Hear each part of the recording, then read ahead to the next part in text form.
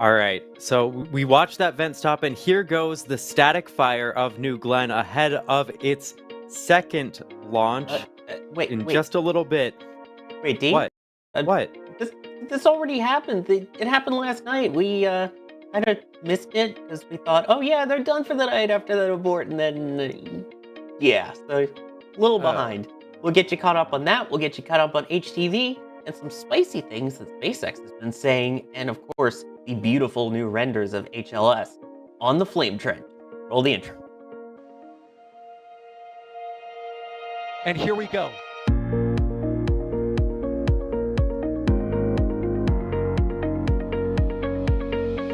We have liftoff. Propulsion continues to be nominal. R68 chamber pressure looks good. Following up. Roger, planet. Water towers, fly! Yes! Echo down to nominal. Flight downside FD off. Bring in FD off. It's orange! 145! Oh my god! Oh my god! Decollage! What do you think? Put that in the big bag, 343 unfolds to go. Indeed. We rise together, back to the moon and beyond. The methane will be igniting the flare, correct? Yikes. You dead? Sure. We don't need any more of these.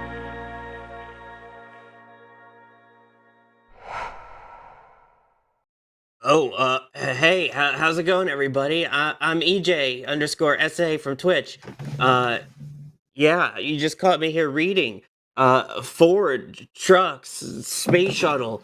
Yeah, I'm totally EJ. Whoop, whoop, whoop, whoop, whoop.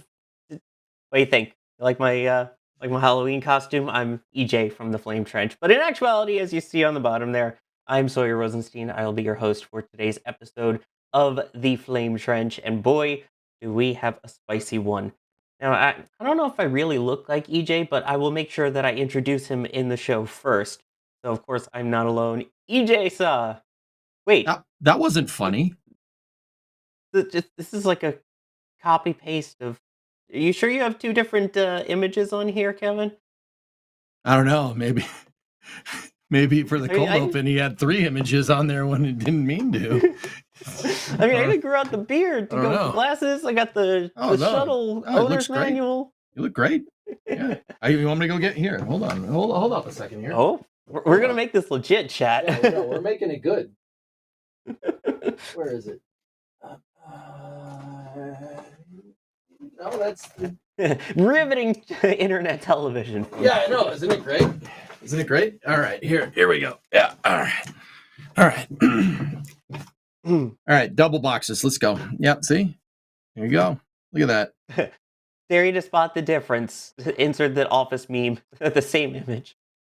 Is yours signed by Mike Massimino? It sure is. Oh, yeah. All right. We got him signed at the same event. Oh, yeah, that's right. You were like right behind me. I was sitting next to you. Yeah, anyway. Oh, yeah, you were. That's right. Yeah, that was on the interrupt. Anyway, we could go on and on about that, but of course, not the only one here. We also have, as you saw from the intro, DeWise D coming from the space station upside down. D, how you hanging? Pretty well, you know. No gravity to fight here. Just enjoying the weightlessness. It is a good day for some flame trenching.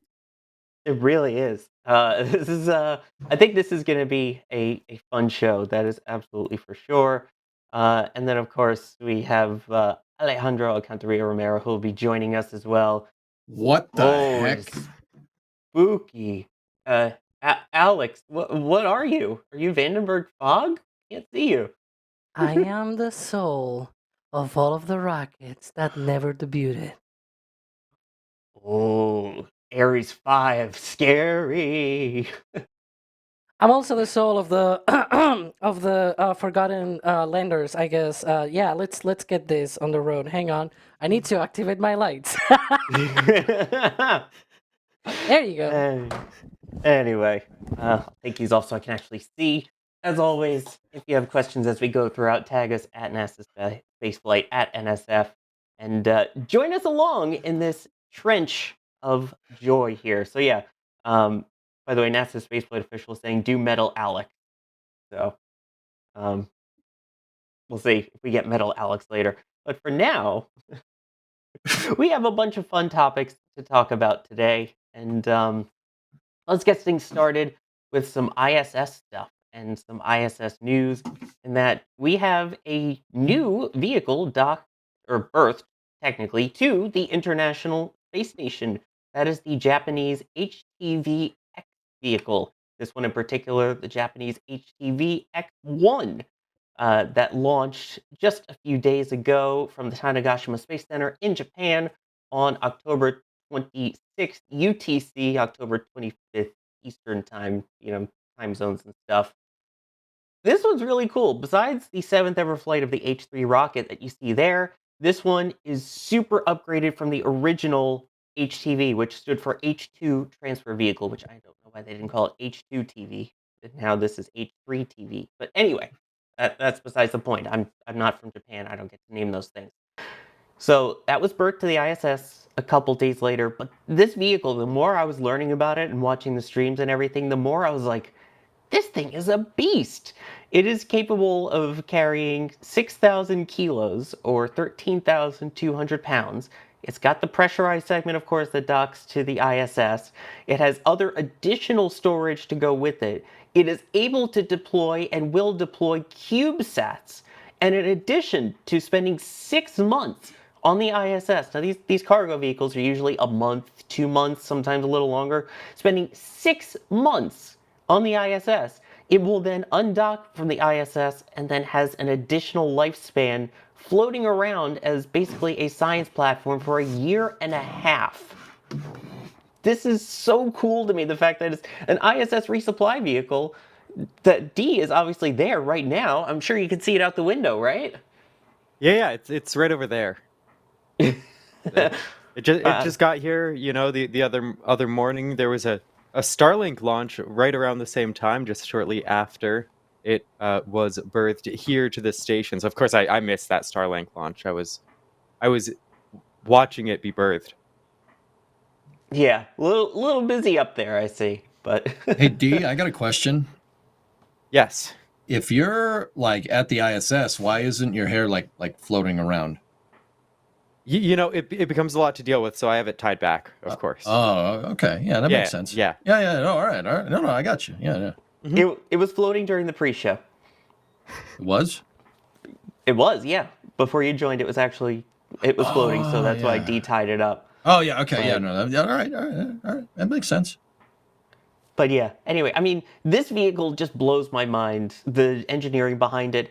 But my other thought process is, cool, this thing is a beast. It's amazing. It can bring up a lot. It has a lifespan, of like 2 years, basically, this thing in space. Is it too late for this? I mean, we're coming up on the end of the ISS. I keep hating to bring that up. It's almost 2026 now. So that's like 4 years away now from the end of humans on the ISS and 5 years from deorbiting. Is it too late to be debuting a new resupply vehicle? Or is it the fact that maybe they're trying to find extra life for it with these other purposes? Could this just be a free-floating laboratory? I don't know. What do you guys think? Isn't this thing supposed to be used for gateway logistics services, Sawyer? It sure is. That's the other thing about it, is it's meant to go to the freaking moon, too. Yeah. But how's Gateway going? Yeah, that's spooky. That's spooky. That's a fair point. That's a fair point there. Yeah, I don't think so, man. I mean, there are still people out there that have yet to debut a fully operational mission with people on it to the ISS. So, hey, always welcome new vehicles, and surely this could be used for commercial low Earth orbit destinations as well. Like, there's definitely a market for this vehicle. I don't think Japan would have built it if there wasn't. What do you get? What Alex D? What do you guys think? I mean, there are a whole bunch of different commercial opportunities that are going to be coming up. Yep. I So can make with playback or different something. commercial space stations on the way, and of course, as you said, Gateway, and the free floating potential for science, like space is only continuing. I don't know what's happening. Space is only continuing to be explored more and more. And as we continue to build up our presence, even without the ISS, there will be more commercial stations and opportunities for this vehicle and others to potentially uh, show their uses, because we have payloads that are even going up on these suborbital missions to just make use of short-term microgravity. There are plenty of experiments that just need microgravity for a longer period of time. So yeah, even though the ISS is nearing its end, there's certainly plenty of opportunities. So this could kind of basically be its own mini space station. Is kind of the vibe that I was thinking for it. The fact that it's like, hey, this can now just float around for a year and a half, 2 years, and not need the ISS like the old one that you see there. I don't know. I love this vehicle. I love how multi-purpose it is. But also when it comes to meeting up with other spacecraft and other things like that, is it an issue, the fact that it's berthed, not docked? For those who don't know, that means that it has to be grappled by a robotic arm and placed onto a docking port rather than doing it autonomously. Alex, what do you think? There are other interesting things I feel like we haven't mentioned, which is, the big difference between how HTV and HTV-X differ. Like, one of the big differences is, like, as you look at them, one is the traditional one where you have the pressurized module, right? You have the unpressurized section and the service module with the solar panels sort of attached around it and everything. And you've got the thrusters at the bottom. HTV-X, first of all, it's got deployable panels, so it's got more of that. So the propulsion system, instead of having all of the panels and everything, it's got a bit of optimizations here. One of the things that I find interesting is that it's got the unpressurized section on the front, because the idea is that this whole thing will have the unpressurized section at the top and the pressurized section at the bottom, meaning that when it is in the fairing, it's got the unpressurized part on the top, and so you can use the remaining part of the fairing to have unpressurized stuff that sticks out, and I don't know, like CubeSat deployer and things like that. Like, you can put things on the other end of the HTV-X, which you couldn't with the HTV. Although, to be fair, HTV did have a really great capability to bring up unpressurized payloads, like the ISS batteries. Those were brought up on HTV, but I think that's a really cool capability, and I feel like that was maybe somewhat what, for example, SpaceX wanted to do with Dragon XL with the original design. We know that they have changed the design by now, but we don't know which is the new design. But the original design of Dragon XL had a pretty similar sort of deal, right? Where it was like the unpressurized section was at the top, so that if you had to put something unpressurized, you could use the tip of the nose cone area there, the fairing, right, to sort of put those on the top, and then you can, like, there's literally no volume that is unused, and I think that's a really cool capability. And they also have a hatch to be able to do late load capability as well for the pressurized part of the spacecraft. So, like, that, I think, is really cool, because again, it's not something that was present on HTV, and as we've seen with Cygnus, for example, late load capability is really useful. You've got also on orbit endurance. Like, they literally took HTV and made it a whole lot better and sort of Cygnus-ized, I guess, in several senses. It sort of is a little bit like Cygnus, but it's got a lot of other capabilities as well that Cygnus doesn't have. Like, for example, enough delta V that if you have a rocket that can send this to translunar injection, it can insert itself into near rectilinear halo orbit, which is nice. So yeah, go to the gateway and all that. Hopefully not the gateway, some other station that is more useful. We'll see about that. It'd be the station. You can go to the station that's not there. Exactly. That's great. It's great capability. Yeah, I like the idea of a lunar orbital station I just don't like gateway per se. But that's a Yeah. whole different thing. Rectilinear halo orbit is something, all right. Yeah. I don't mind NRHO, guys. I don't mind that. I think that's fine. That's all fine and dandy if that's how you want to conduct your architecture. But you know, like if you're going to design an architecture around getting stuff to rectilinear halo orbit, so there's kind of two things that you got to do. You know, you got to build that station in rectilinear halo orbit, which, and you also have to, you know, have a lander. Ideally, a lander that would be built in conjunction with it to, you know, finish the architecture, because the whole point is going down to the moon. So, you know, also, no, you didn't do that either. But we'll talk about that more a little later in the show. You know, you kind of got to have a station to go to get your resupply vehicles to resupply things. I'm just putting it out there. I'm sorry, like I'm not that good at this. I'm just saying. I think that's fair. Is that fair? Yeah, I think it's fair. Yeah.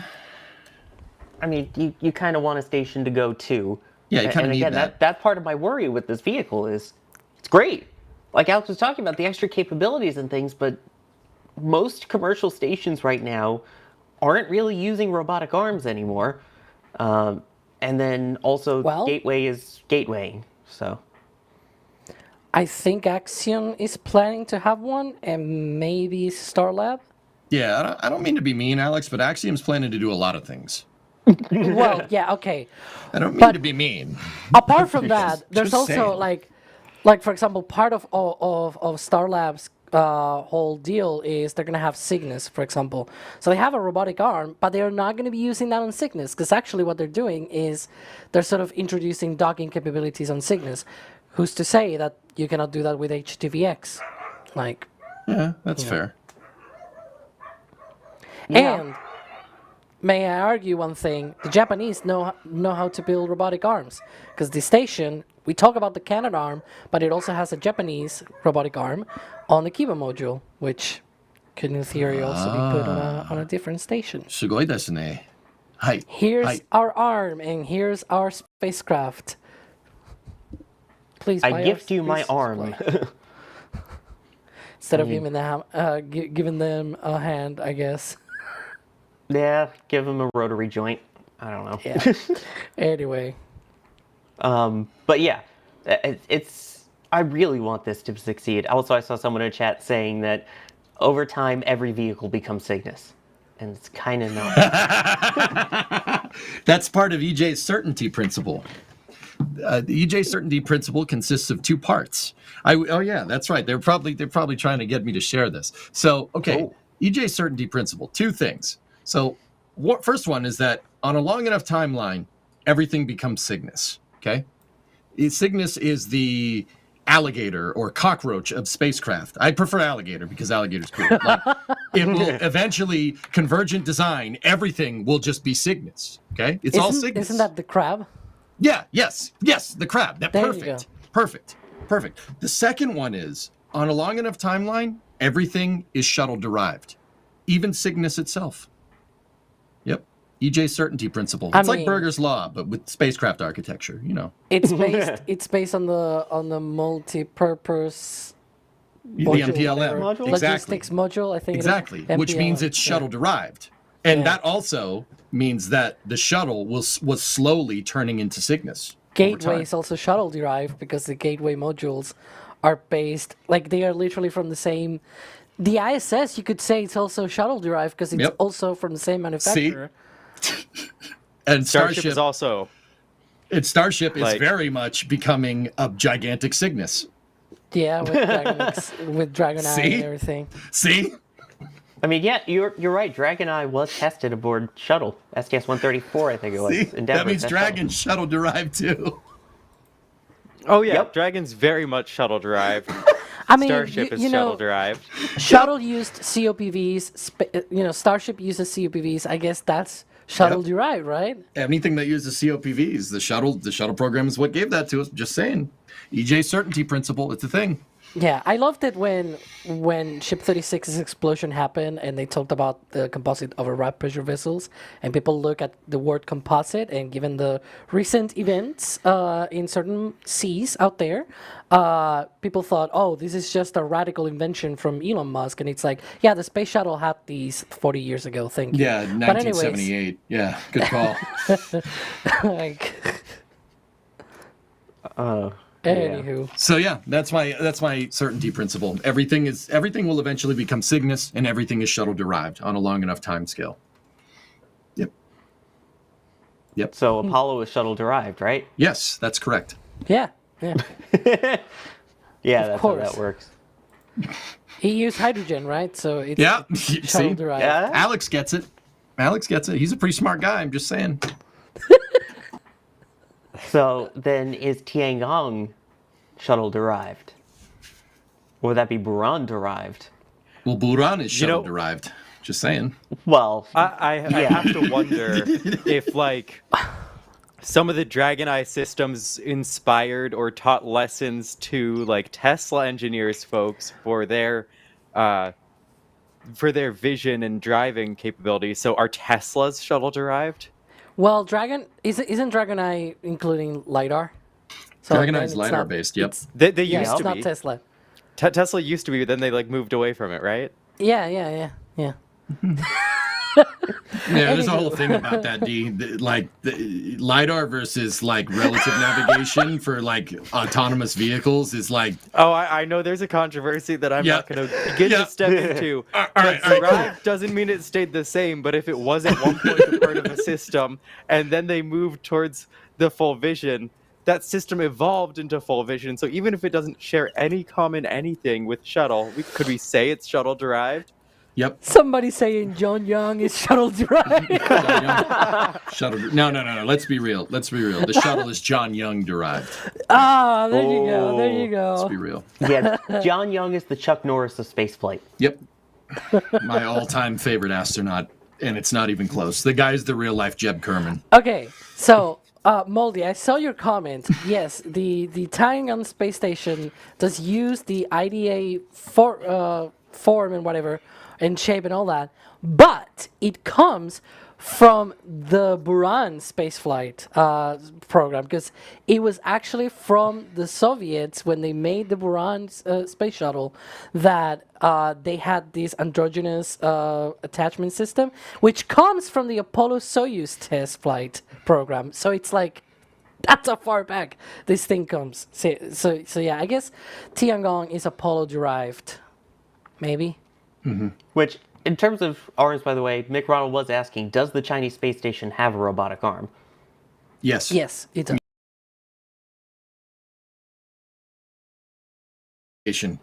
When they added more modules to it, they had the arm grapple one module, separated the modules, and then attached another piece and reattached it. It's actually some pretty trick stuff.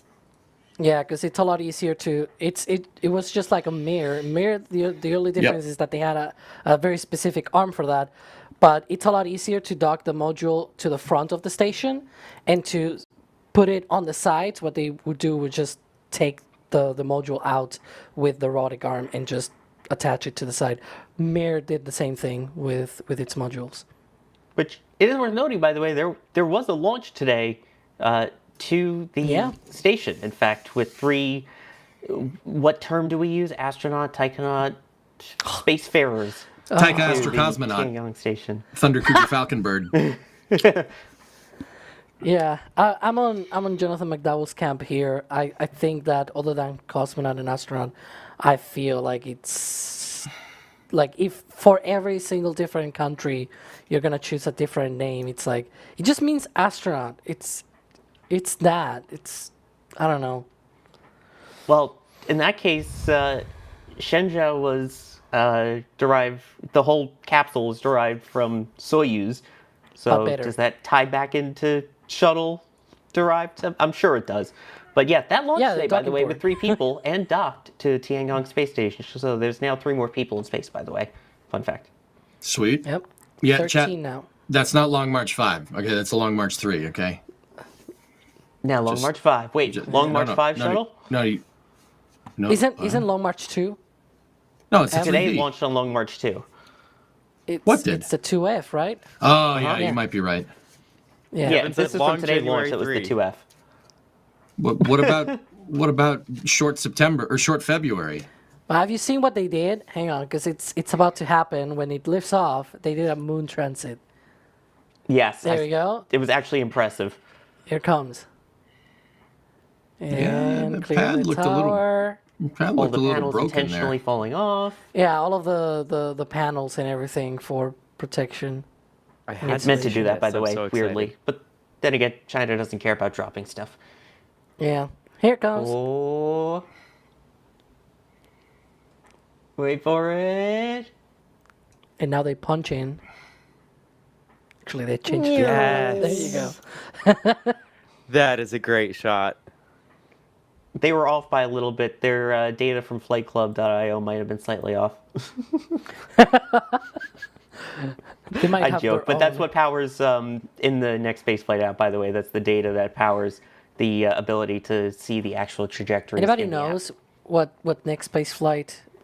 How do you translate that into Chinese? Just saying. I know to translate it to Alex, you just added A. It's next to spaceflight, but But what is he, Italian? no. Fun And next fact, to I don't know if it's still- Spaceflight. Actually, I don't know if it's still true, but it used to be that if you typed nextspaceflight.com, it would still redirect you to the site. Does it still do that? Random fun fact.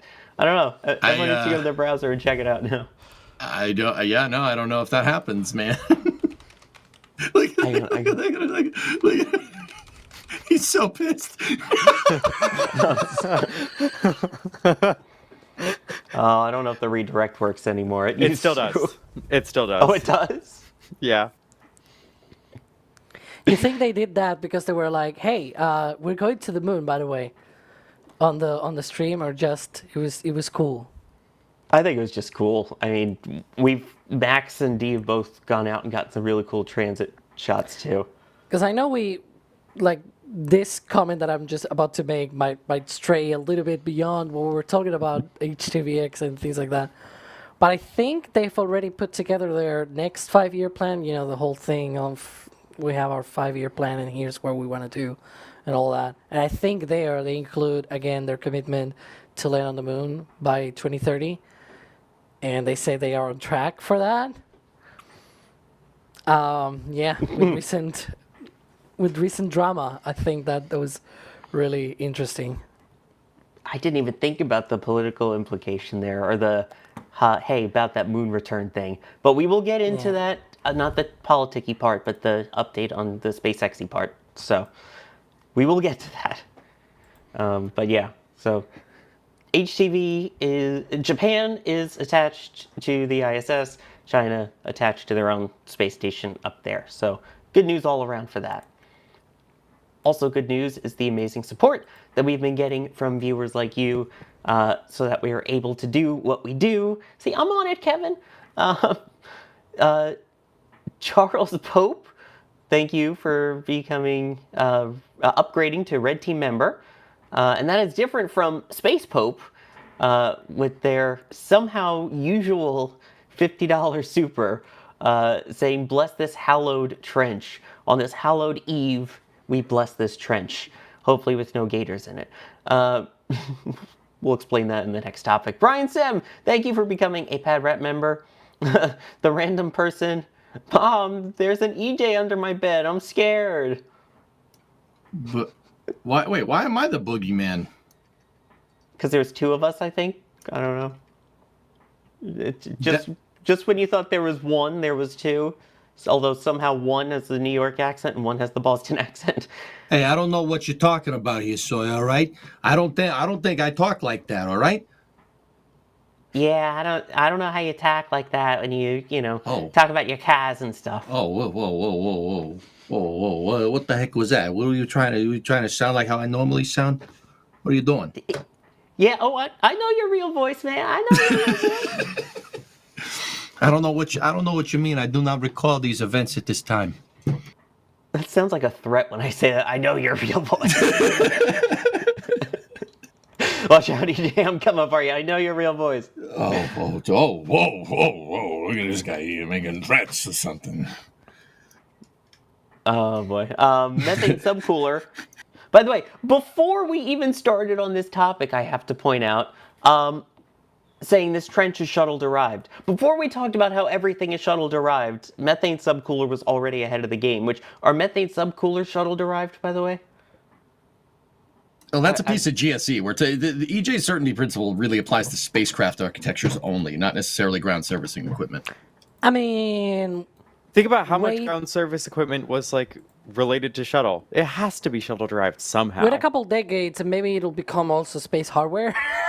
just put a sub-cooler in the Starship payload bay. Touche. Nice. But until then, EJ's principle. Z30 Hungary saying shuttle to everything to Cygnus. Yeah. I again, everything that was shuttle derived is now becoming Cygnus. Put wings Somehow. on a Cygnus. Yeah, down with the Cygnus. Or I would say Or down, but with then the again, EJ. It's for pretty this fun flame in trench, space, up and CJ, down. right? Oh yeah, no. yeah, up and down doesn't exist. Yeah, no. This is great. This is great. You know, I have shorter hair, so you wouldn't be able to tell. Yeah, the cap holds it all down. Yeah, exactly. Yeah, exactly. For some So, definitions of shorter hair. you know, I mean, there's some hair up there. I mean, it's not like dear Alex, but there's there it exists. Am I going to show it to you? Doing No. this. Now Alex is in space too. All right. I'm on the ground. I'm out here at Sleek 37. I'm about to see an I'm on the HLS moon. launch. I don't know about you all. I'm on the moon. See? I'm only on the ISS. Shouldn't you be on I'll the- try on to the make floor it to the then? moon eventually. No. I mean, I- the I moon couldn't has wait a gravity minute. unless you're Kim Kardashian. The moon has gravity. I'm just gonna say this. Why? No. Oh, are we gonna touch on that? Are we gonna touch on that later this show? No. Please, no. I just did it for the joke. Okay, no. No. Please I don't. feel like, yeah, No. we can't. Never bring He's that in up. rectilinear halo orbit still, okay? Yep. Anyway, Mark Ferris, thank you for becoming a Capcom member. Capcom and above gets access to the NSF Discord with all of our fun channels in there. Jack posted a photo that is actually a real bagel in there. So if you're a member and you want to see proof that somehow Jack knows what a bagel actually is, but still chooses to eat his other junk, you can check that out in Food Chat. Of course, also the pre and post show for the Flame Trench, among other things. Telstar86 gifting a Red Team membership, and holy bless this trench. Space Pope gifting 50 Red Team memberships. Wow. Thank you so much for that. If you got one of those gifted memberships, please make sure to give the holy deity of the Flame Trench a big thank you for that. Wow. This trench is indeed blessed now. And we are blessed with views of Starbase right there. We are also somehow blessed with another rocket firing up its engines eventually. Yeah, they're done for the night. All right, we're gonna end the stream. If something happens, we'll spool back up again. Anyway, Yeah. there's a lot more to it. D, New Glenn. Yes, it has been a busy week on the Space Coast here for New Glenn. In addition to the Falcon 9 launches and the like, on Tuesday, we saw New Glenn roll out to 36. And then Wednesday, it went vertical. And then last night, they went into fueling and were getting ready for a static fire test. So we were out there keeping a close eye on it all day. The vapors started around 3 in the afternoon, maybe a bit before that even. But vapors were going for several hours, and then we got to about 8. And here we go. The stream looked like, I guess. Yep. No, Kevin, it was like 30 minutes later we watched that happen. But we watched this, which should be the first attempt to static fire it, which it looked like they were going. We watched the water spool up. We saw some steam, and then it stopped. And so we were not certain what was going to happen. We gave it some time, and I had to get out of my location at Jetty Park, so we wound down the dedicated stream for the night. But we were keeping a close eye on things, and then we didn't see them do any like draining. We saw the vapor continue. So at 9:59, we watched as New Glenn fired up its 7 BE4 engines for a total of actually 38 seconds. So here's some footage from Max Evans. He was over at Cars Park, and he got this great shot and others of this static fire. So there were a few different tests that Blue was going for with the static fire. So they were at full 100% thrust on all of their engines for 22 seconds. And then this time was actually a longer static fire than we saw for the first New Glenn, because they were simulating a landing burn. So they ramped down to 50% on all the non-gimbaled engines, and the center was down to 80%. So that's why we had an extra long burn. That, like I said, that was 38 seconds overall. We weren't sure if we were going to be able to see them recycle that quick, but the fact that they could means that it was probably something like software limits. That was most likely why it stopped automatically right at ignition the first time. They looked at all the data. They said, no, this was actually fine. It was probably like something right on the margins. And then they went for it again. What is that? Just about 2 hours later. And so we had Jerry out there for this as well. Here you can see the water, and as it starts to suppress the sound. And it was great to see. At this point, Blue confirmed everything was successful. So they have to get Escapade over and integrated onto the rocket. And once that's done, we'll be looking forward to a launch in a little bit of time. I don't think we actually have a solid answer as for exactly when that launch will be yet, but we'll be keeping a close eye on it. And we're used to the New Glenn static fires taking a bit of time. And this one, it took a day, but it wasn't days of attempts. And it was a really impressive turnaround from that first attempt. I don't know. What do y'all think? That I was surprised they went for that second one, and impressed that they got it done that quickly. I do find interesting that, this time around, at the very least, it just was one day, whereas the last time it was like multiple attempts. I remember we were live like 3 or 4 times, and then when the static fire was in the middle of a flame trench show, the one, what was it? It was called the Extravaganza or something like that. The title is way too long. Yeah, and it was like right in the middle of the flame trench. We had to interrupt the sort of whole thing, right? And we went to the live cameras in Florida. I remember that.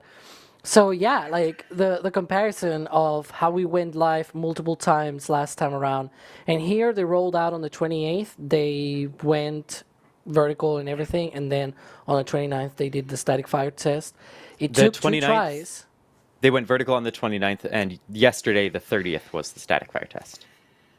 Wait, that was the case? Hang on. I believe so. Am I doing the math wrong here? You're across the pond. We'll allow it. It's fine.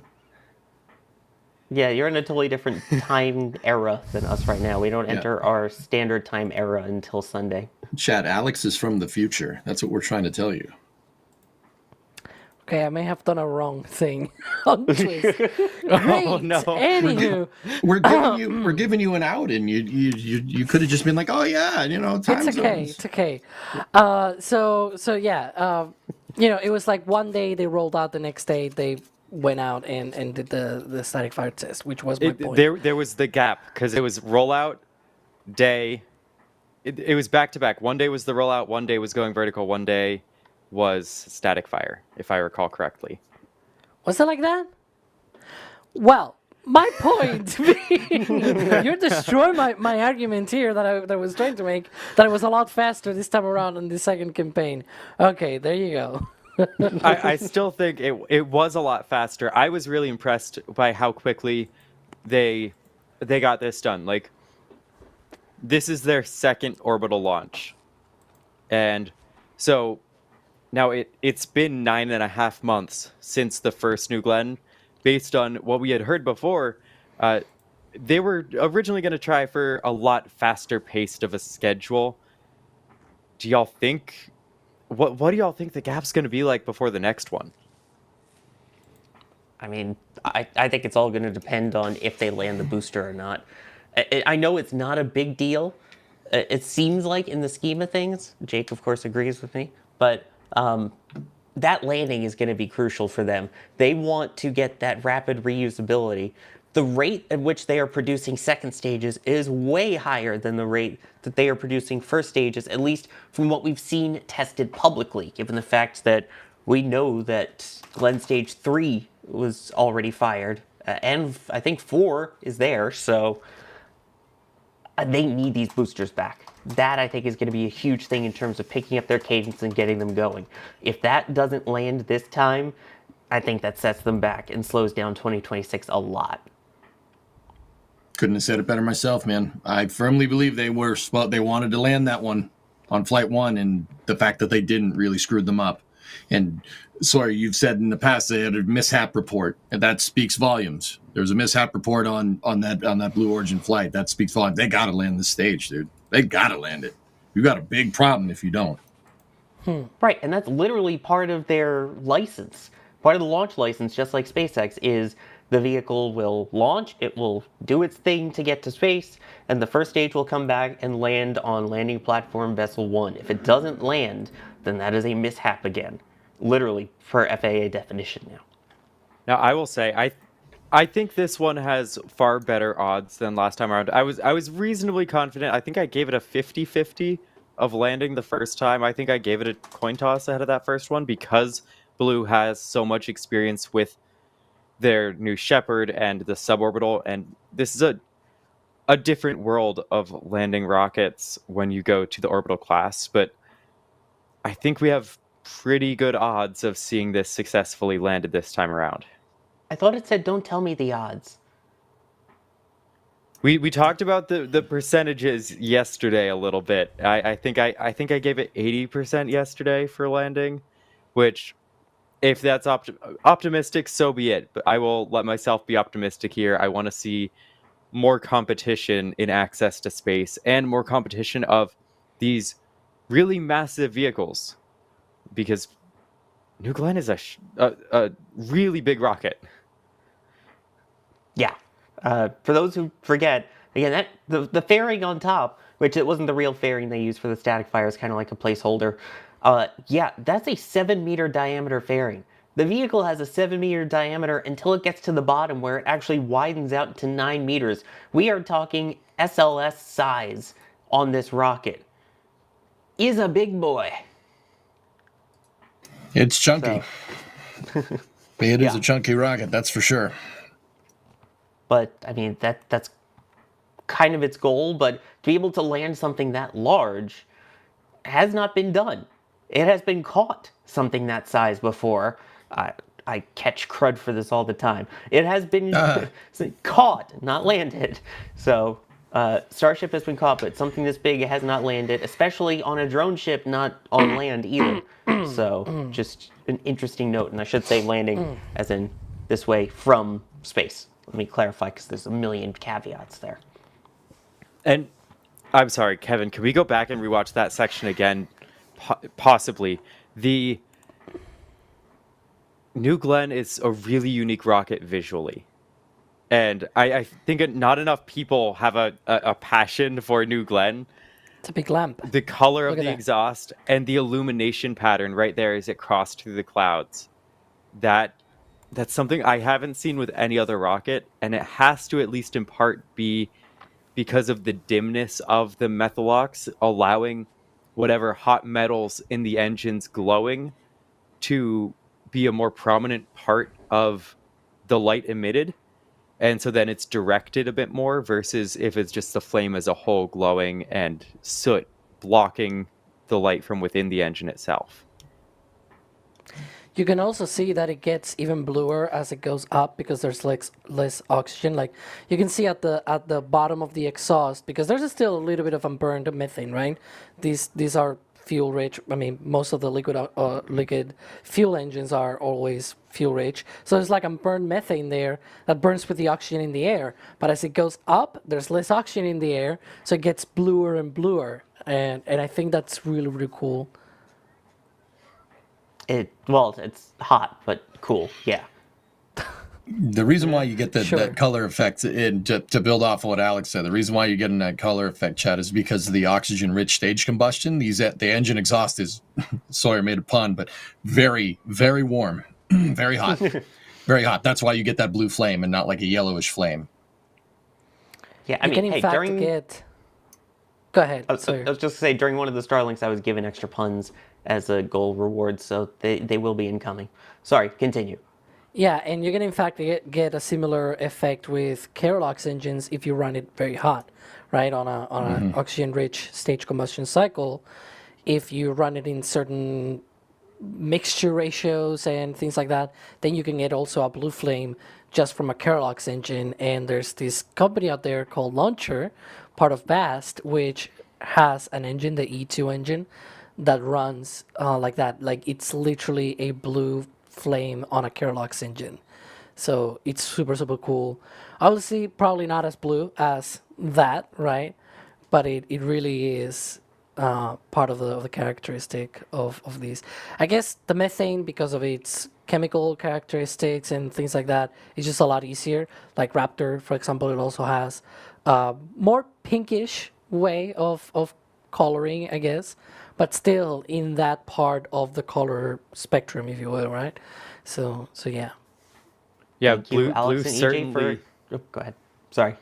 blue certainly earned their name with the flame color, and you can see like with the static It fire. blew us away. I was Dude, going to don't- say that. don't Thank you for encourage this explaining the behavior. blue origin, but yeah.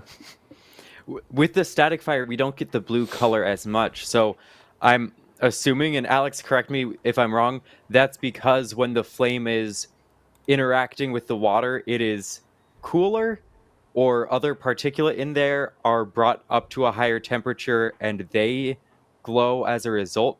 But the static fire was a far more orange flame, and even the launch, it's a far more orange flame until the moment it starts to clear the pad, at which point you get more of the blue characteristics. Yeah, it's the methane, as I said, right? It's got unburned methane in it. The water, it actually helps keep that unburned methane around, even though it's like, and so what you got is that unburned methane mixing with oxygen in there. You still have some combustion there, and so it produces that orange glow because it's not a very perfect way of burning the methane, right? And so it goes more on the orange side of things. It's not as energetic, and even though the water is there, as you can see there, there's like orange underneath of the pad right next to the engine nozzle. Though if you were to have you can see there even at shutdown, if you were to have a camera right there next to the nozzles, you will see blue from the engines, right? But down below where all of that excess methane is, then you have all of the orange there. You can see, as it's hitting the ground and everything, but as it clears out, that methane has a lot more room to sort of escape around, and it becomes bluer and bluer. And then as it goes up, it's got no oxygen to burn in the atmosphere, so it's pure blue. And in interest of fairness, we talked about on the dedicated stream yesterday how the speed was very slow, but this is actually one of my slow-mo Yeah, shots, I this believe. is- It wasn't quite this slow. It was still scary slow, but not this level of slow. So, perfect time for this question then that I saw. ResistoJet asking, will New Glenn get off the pad any faster on the second attempt? EJ, what do you think? Do you think we see a higher thrust-to-weight ratio, or are they kind of just cool with where it's at? I would really, really hope that it doesn't do what the first flight did. I would hope that they learned something. Now, they were never really forthcoming with the reason why that thing was so slow off the pad, but I'm pretty I'm pretty sure that them speeding up their own footage of the launch in their recap video is a pretty good indication that it wasn't something that they wanted. So my theory about running, an engine configuration similar to Vulcan pretty much went out the window. Maybe, I don't know that for sure. But yeah, I'm fairly confident the next one you probably want to get off the pad a little bit faster. The reason why, guys, is that slow ascent, it looks cool. I mean, it looks like it's in slow-mo and it looks amazing, but the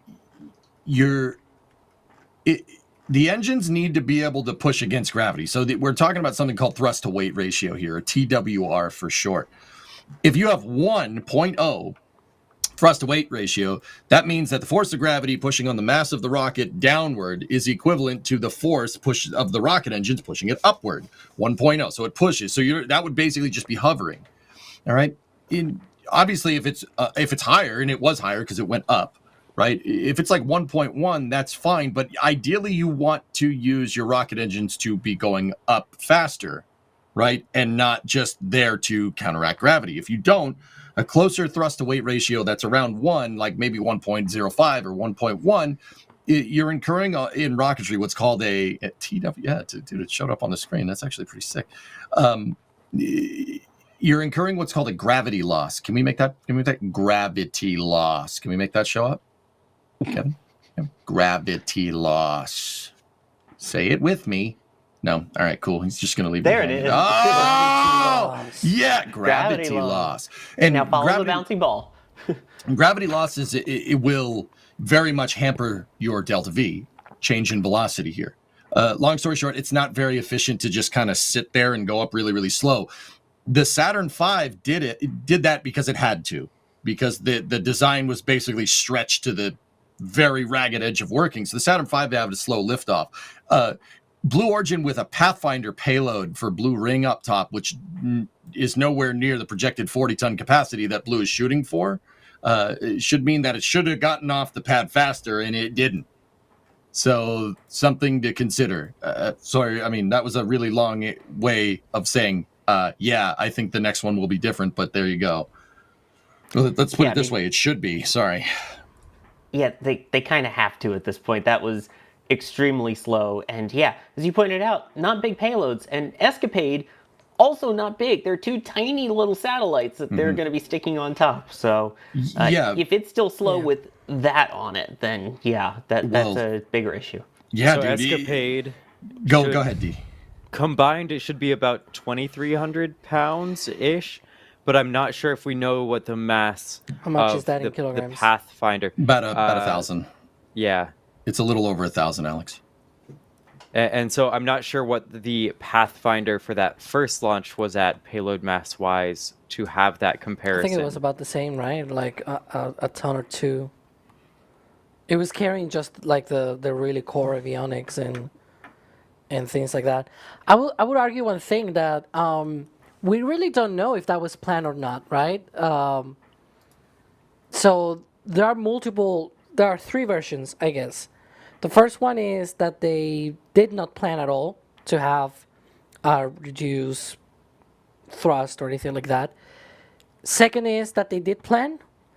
And the third option is that both happened at the same time, meaning that they planned on having a lower throttle setting, for example, and then when the engines actually fired and the thing started to lift off, it actually created less thrust than they expected. But it was already in the air, so it's not like they can do anything about it. Like, there are three options, 3 possibilities as to what happened there.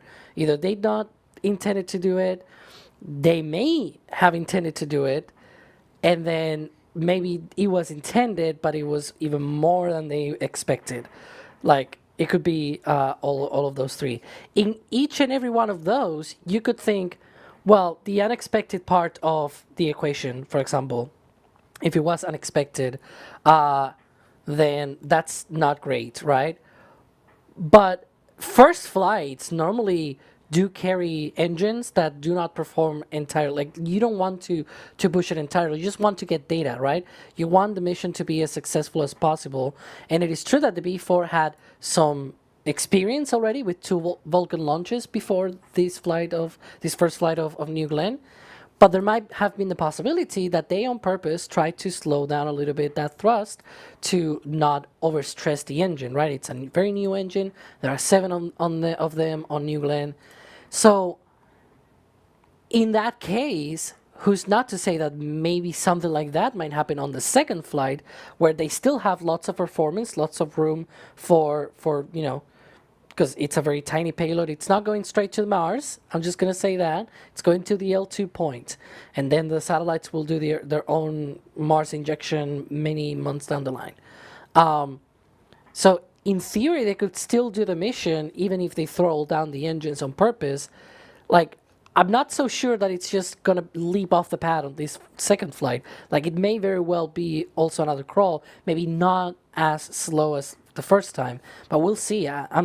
I'm really looking forward to figuring this out. Hopefully in a week or two, we'll see. Yeah, because I mean, Severin with a good question after seeing how slow that could have been and how it performed after.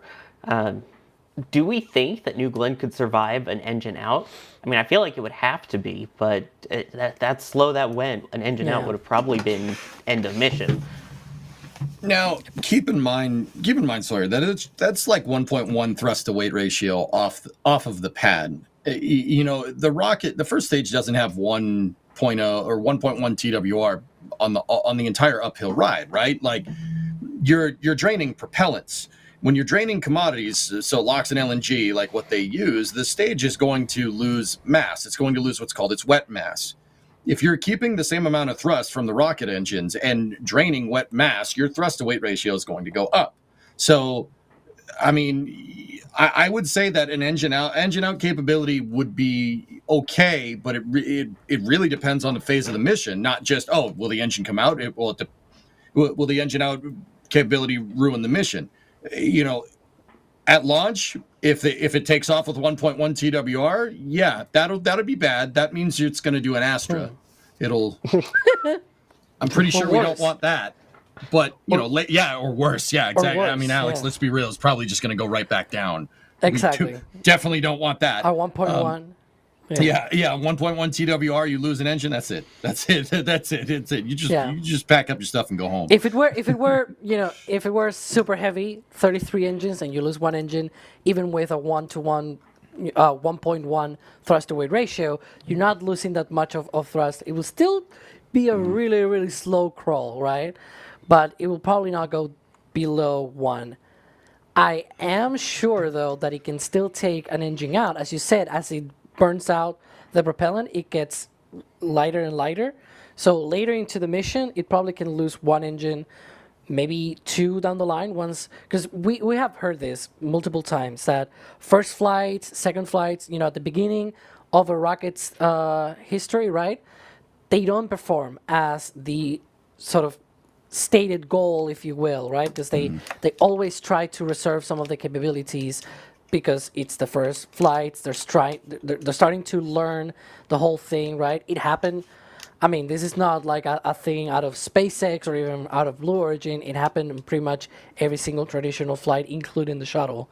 So, it tends to happen that the first few flights, they reserve some of that margin precisely to learn more, to, not overstress the rocket and let it do its thing and gather data. So, this thing, I believe Eric Berger reported ahead of Flight 1, that on Flight 1 at least, that vehicle, they had estimated that it was maybe 20 tons to low Earth orbit, maybe 25 at most. It was nowhere near the capability that, it's sort of their end goal of 45 tons to low Earth orbit. So it could be something that later down the line, maybe one engine off the pad might be good. Or good enough, I guess, to get into orbit, right, and save the mission. But right now, as things stand, I don't think that will be a great deal for New Glenn. Yeah, that would not be great. And there's actively a poll going on in chat right now. New Glenn launch will seem faster at liftoff, same as last time, or is this a D slow-mo? Which I think there's a chance though that it could both seem faster than last time and have people asking, is this a slow-mo? I mean, I could see both, and yeah, it's right now. Faster is in first place, and D slow-mo is in second place. So, I could see both. Let's see. Can we here. replay again the second engine start? Because they have the stiffener rings. Oh, you scrolled back too far, Kevin. It's You a have to long use live the- stream. the New Glenn was a arrows. very Fine-tuned. long stream. You have to use the arrows. It's easier. I love how you're backseat producing. leave it there. Kevin loves when you do that. Hang on. It's doing the separation. Yeah, because remember when the MVAC engines used to have the stiffener ring? Yup. Remember that? Sure do. And here they separate the stages. The B3Us start, and then the stiffener rings separate. Hang on. There we go. And the other one.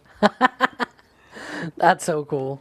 I will But say, yeah. it feels like the SpaceX ones came off more in like one piece, whereas that kind of shattered. It looked like almost, but Yeah, it was cork in the case of the MVAC, and it was just, the MVAC got hot, and there was like glue to hold it in place, and so as it got hot, the glue just failed, and so it got released. It was very passive way of getting rid of it.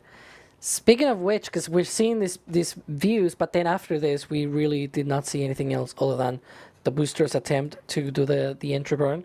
Do you think we're gonna get better views on this flight, on this second flight? Maybe using Kuiper? I was going to say, I think once they get more Kuiper satellites, we will see powered by Kuiper in the corner as a kind of That would be cool.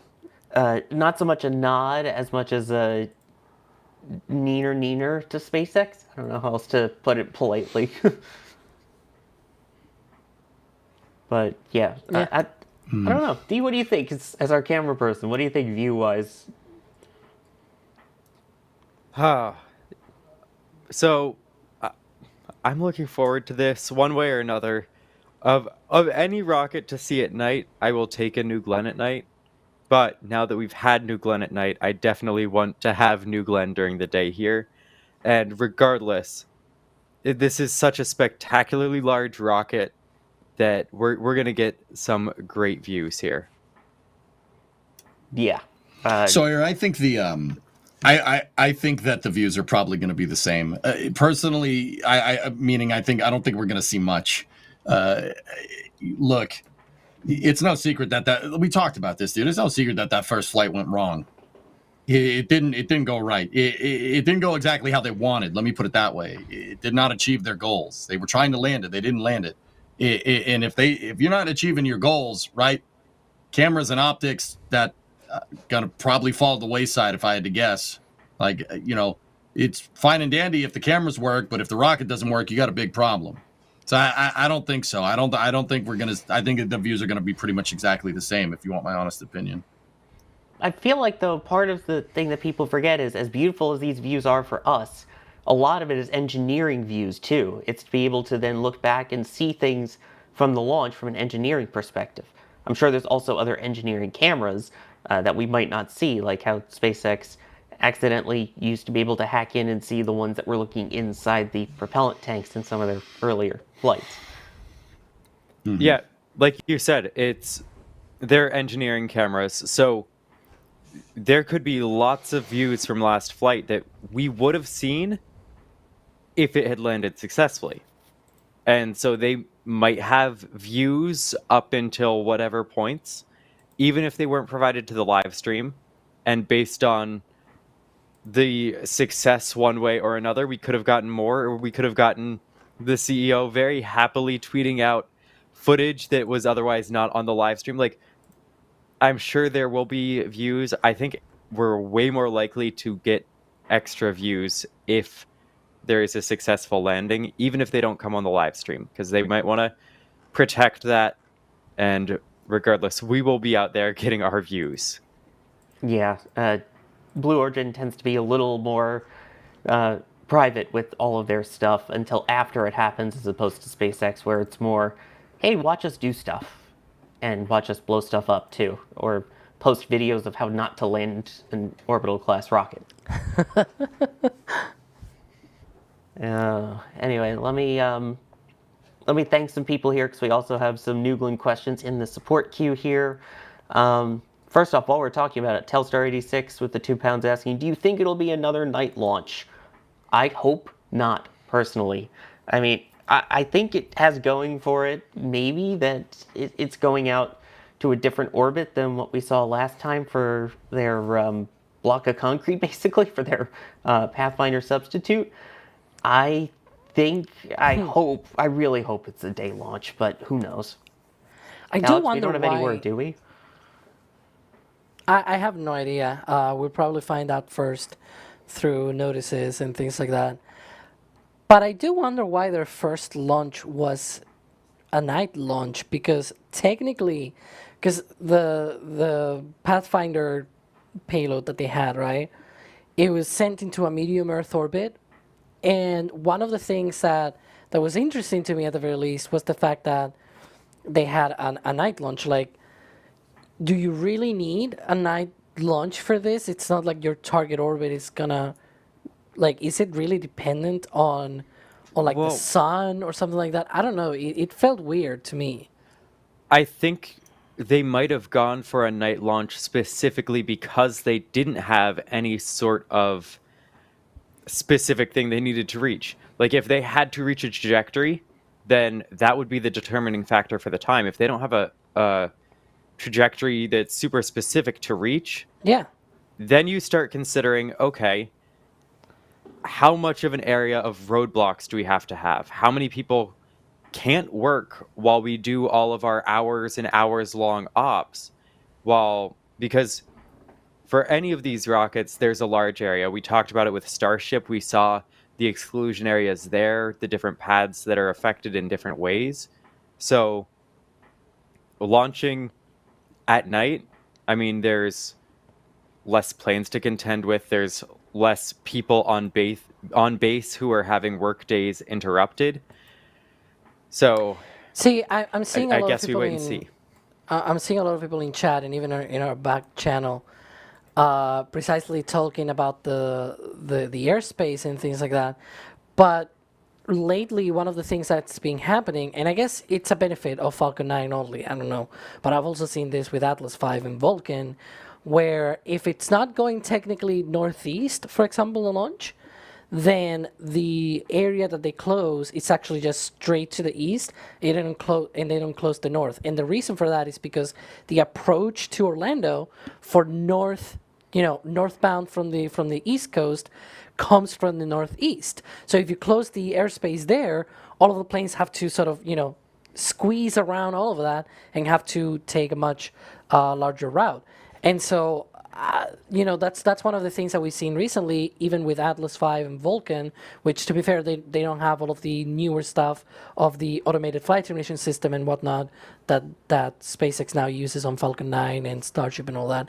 So I really wonder if that was just not in the consideration. I will probably have to go back and look at the area of the TFR, of the temporary flight restriction for that launch, because I really am a bit weird about why they're doing this in this way. I think for Bandwagon 4 this tomorrow, I think it is tomorrow night, it's also sort of squeezed. You don't have the north part because it's going southeast. So if it's not going north, why should you close the area to the north if it's not going that way? So it's also to the southeast.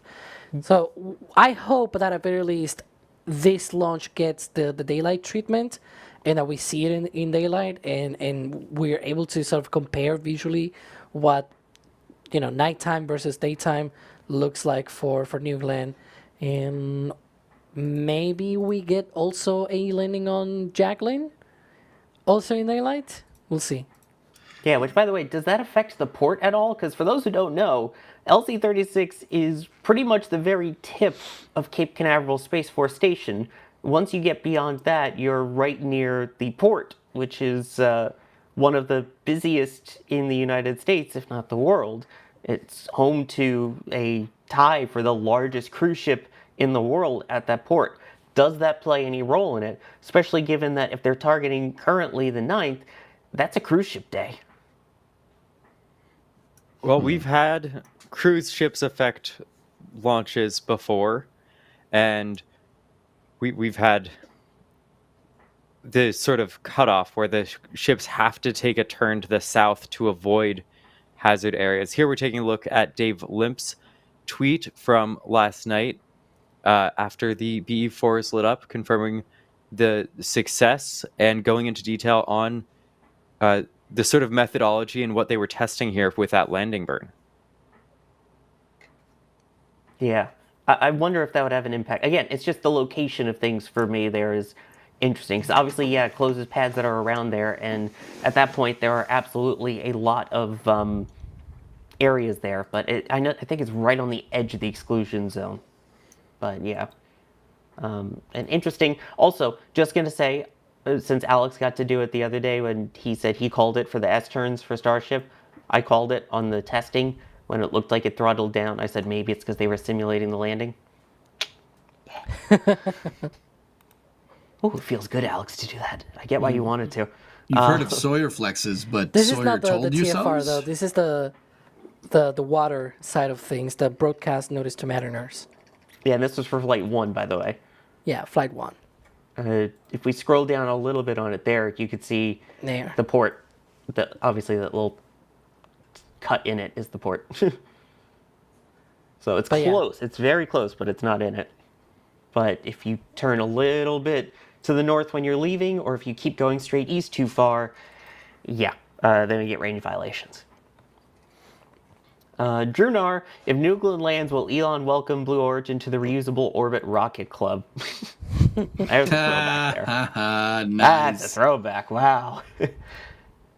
I still can't believe actually- that happened. That's actually going to be in a couple of months, 10 years since that. Do you feel old yet?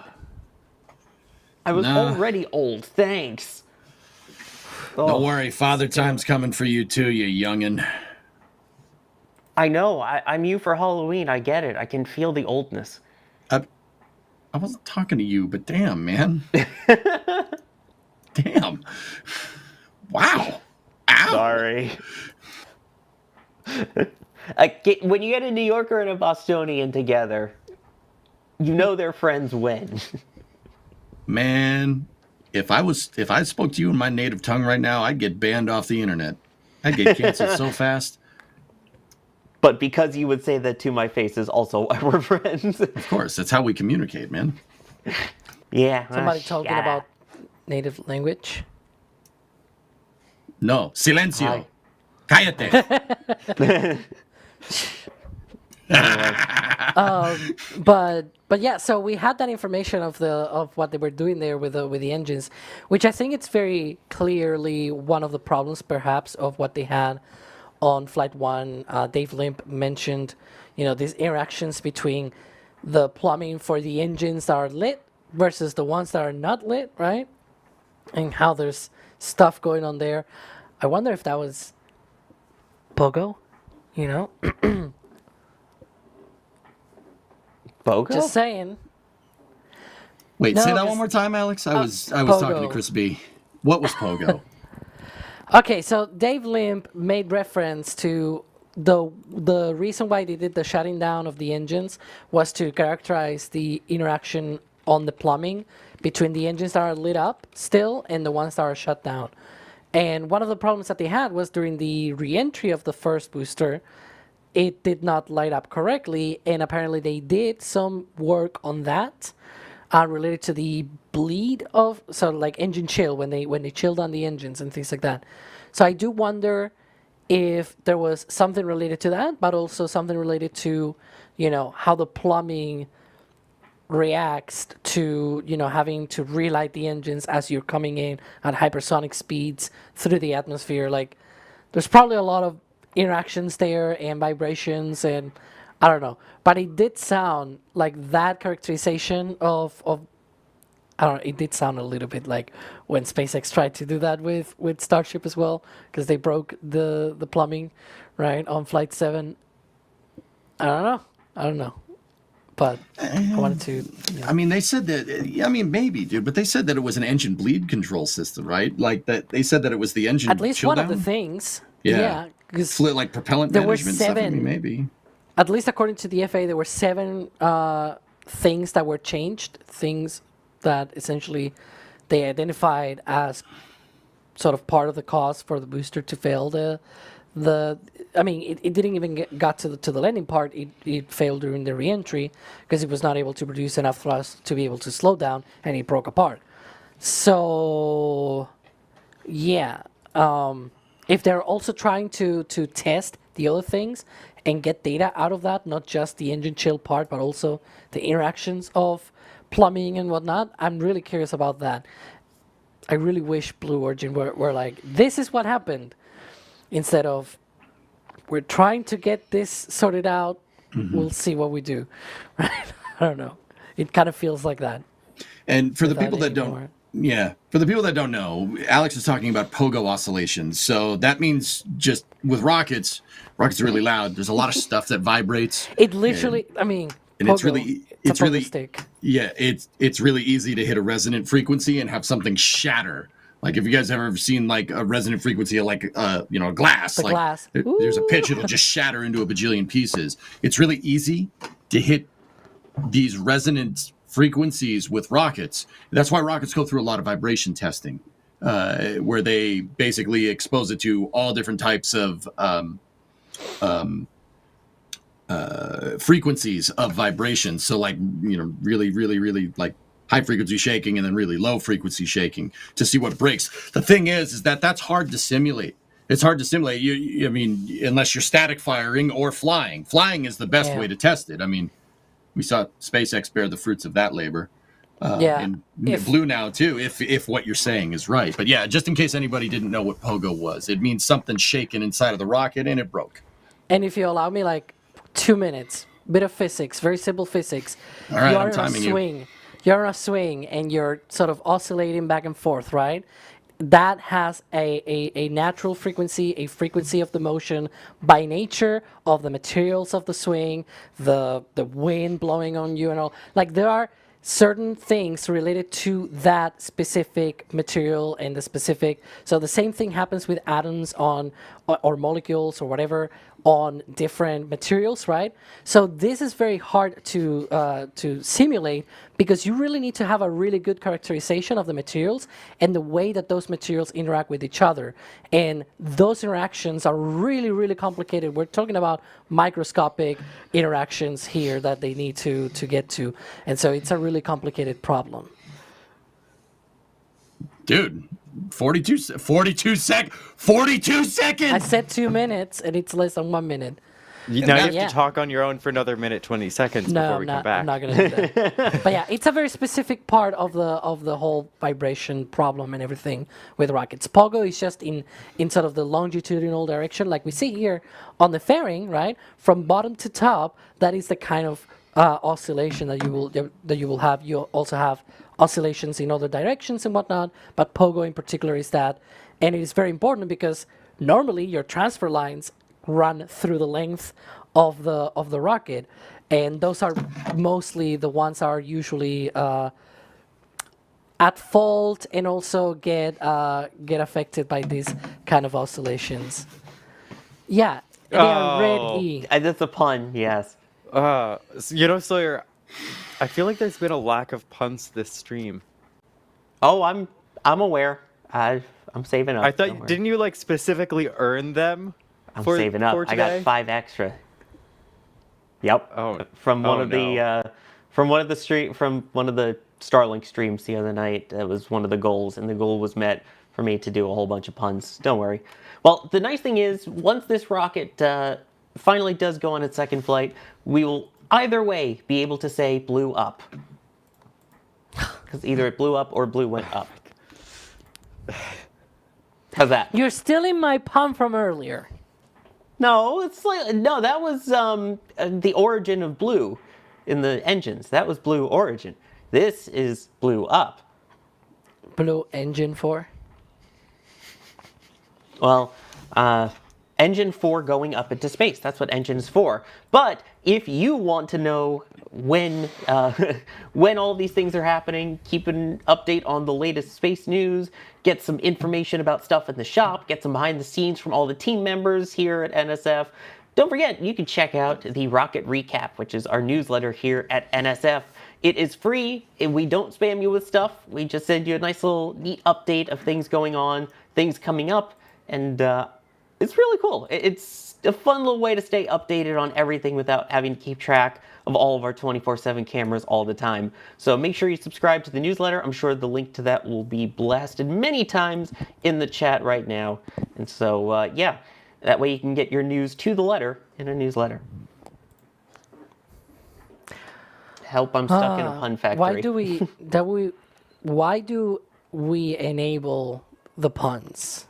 Because it's like... Yeah, it's a good question, Alex. Why do we do that? Because otherwise I'm called disabled, so it's nice to be called enabled. Oh my god. All right, I'll allow it. Thank you.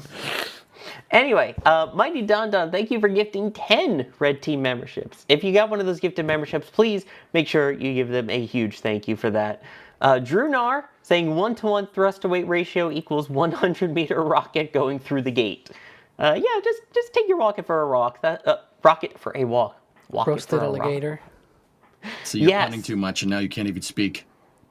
You do it too much, you're going to do too... Oh, God. So, for example, what does a skeleton order at a restaurant? Spare ribs. That's from Bideford, though, saying, happy crazy Halloween, everyone, with the $25 super. Thank you, Bideford. Good to see you, and thank you for allowing me to continue to torture my co-hosts with more puns. I think that gave me a pun-cushion. Yeah, well, I see people talking about, like, pun-namis, like a tsunami of puns, but yeah. Let's not do that. Let's not call it that at all. I didn't come up with that, chat did. So, let's not. Let's just all right. Okay. Also, apologies to the person who I accidentally made spit out their cola candy. But yeah. And all right, the chaos I'm back continues. in space. Yeah. I'm back in space now. I don't blame you. Right. You wanted to get away from my puns as much as possible. Just get off the planet. I'm going back to the well. I don't feel well. No! There we go. It's got a nice ring to it, right? No, that was the Pathfinder mission was Blue Ring. Anyway. Good lord. Let's move on from that. Alex, look what your punning has done to Alex. Look at it. Look. Yeah. I have done wrong with this world. I am so sorry. Anyway, so obviously we have no other major topics that we want to talk about. Nothing big happened at all in the world of human spaceflight and human landing services. We didn't get anything cool from that. We can finish the show. Let's Yeah, go. wrap it This up. was We early. thank our Right. members Nice. for their support and here we go. here we go again. Did How you many mean to times do it can we that run time, the Kevin? No, that one was intentional. That was clever, Oh. Kevin. I like that. Oh, I wouldn't know. The other was also intentional, right? I think Right? it was. And you thought I threw shade. Jeez, EJ, that's why you used to wear the glasses from all the shade you were throwing. Well, you had really intentional. nice shades. That You one sure? was very intentional, and so was the other one. Just The saying. shades. You know, we're just going to start ending our streams before the launch happens, or before the static fire happens. You know, a fully fueled rocket on the pad, and we end the stream. I don't know. I'm salty. I'm a little spicy today and last night. Couldn't Well, if you're tell. salty and spicy, let me put you on my grill. Can we talk about something sweeter? Like, it's Alex, don't cook 'em. Halloween candy. What are you dressed as for Halloween? I'm pretty scary as myself, so I'm myself. I mean, I said I Wait, was Kevin's gonna... on here. That means we can talk about Ares 1X, right? No. No. Yes. No. Yes. No. Yes. No. Yes. We need to get Jay in here. What? Wait. I think that's a pretty big topic we skipped over this week. Yeah. We joked about ending. We should have talked No. about, like, this was an anniversary for Ares 1X Somebody just 2 days mute ago. D. Yep. Best rocket ever. Best Oh my rocket. God. Yep. How can we need to rearrange the boxes? The good side of Alex and I, who believe Ares 1X was terrible and Endeavor's the best shuttle, and then No. the others. No, this is fine. We are everywhere. We are. Oh my God. We are everywhere. There are dozens of us. We're your friends. Yeah, We're specifically your enemies. half a dozen. I'm in an Ares 1X sandwich and I don't like it. It's almost as bad as Jack calling those jalapeno things bagels. I don't want to be the cream cheese. I don't want to be the cream cheese. I don't want to be the cream cheese. Nobody ever gets off this ride. There is You know one what? ride. All this Ares 1X stuff, this is a schmear campaign, okay? That's what this is. A schmear This campaign. Ares 1X bagel is a schmear campaign. What? No. Okay. Anyway, so Should we talk we about the should last thing? we should probably talk about Starship and HLS and how after all of the back and forths and stuff, we actually have renders and information now. I don't know. Yeah. Maybe looking at it would be misinformed or misguided. Oh God. Breaking news! I mean, breaking news. It's only, what, 3 hours old or 4 We're hours old? gonna Still. talk about this. This SpaceX kind of, as the kids say, cooked Jim Bridenstine pretty badly. Actually, the former administrator of NASA during President Trump's first term. They were a little spicy with that tweet. This is coming after SpaceX released a huge update yesterday of where they're at with the human landing system, which is the lander that's going to be used on Artemis 3. SpaceX basically released a huge update, huge information drop. We got a lot of new renders like the one behind me. But today they really went after Jim. They went after Jim pretty badly. Like, they basically said he was misinformed and misguided, and that their way is still the best way to get into space. And anybody that suggests otherwise doesn't have any idea what they're talking about. Now, keep in mind that's not verbatim, but that's the gist of it. It was a pretty big cooking going on. SpaceX is just having a barbecue right there. They cooked pretty hard, man. I mean, guys, look at some of this stuff. This stuff's insane. They basically said how the decision to select Starship in April 2021 was made by a consortium of people that Jim Bridenstine set up, right? And how SpaceX won this contract because they were the best option and the lowest price. And they said that anybody that's trying to, like, reopening up HLS is a huge mistake. And anybody that's trying to insinuate otherwise doesn't have any idea what they're talking about, which is, I don't know, guys. On one hand, that's kind of right, but on another hand, like, whoa, they would even go so far as to say that, you know, the whole HLS program, you know, like Jim talking about the HLS program nowadays is like revisionist history, which is crazy. I didn't see SpaceX throwing around, like, wasn't really ready for SpaceX to be throwing that around, but either way, that comes off of the HLS update, which yesterday was really awesome. But yeah, I want to talk about that too. But this is actually kind of crazy. The reason why they went after Jim, guys, is because he in a Senate congressional testimony for the Commerce, Justice, and Science Committee, Jim went up there and testified and said that Starship is a great system, but it's not the fastest way to get back to the moon. And SpaceX, I mean, this congressional testimony was a couple of months ago at this point. But SpaceX didn't take too kindly to that. And it shows that they really don't like the fact that NASA and Sean Duffy, the interim acting NASA administrator and lumberjack, is also okay. I got a snicker. All right, I'll go with that. Is trying to open up the HLS contract to try and get people back to the moon more expediently. The SpaceX clearly is not too happy about that because NASA is reopening up a contract that they already won, which is very interesting. Now, that's not to say, I mean, Jim is also a lobbyist. He's a lobbyist for a group called the Artemis Group, and that was mentioned, right? The Artemis Group they're advocates for going back to the moon. and there's in the Artemis group there's a lot of legacy aerospace contractors, which is not necessarily a bad thing. But here's the thing, guys.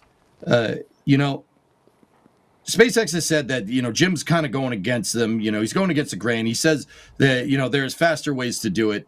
SpaceX has shown their architecture. They had a huge architectural drop yesterday of how, where they're at with human landing system and how they're progressing towards it, et cetera, et cetera. I mean, the short story, the gist of that update, guys, is that the gist of the update is that they're making good progress.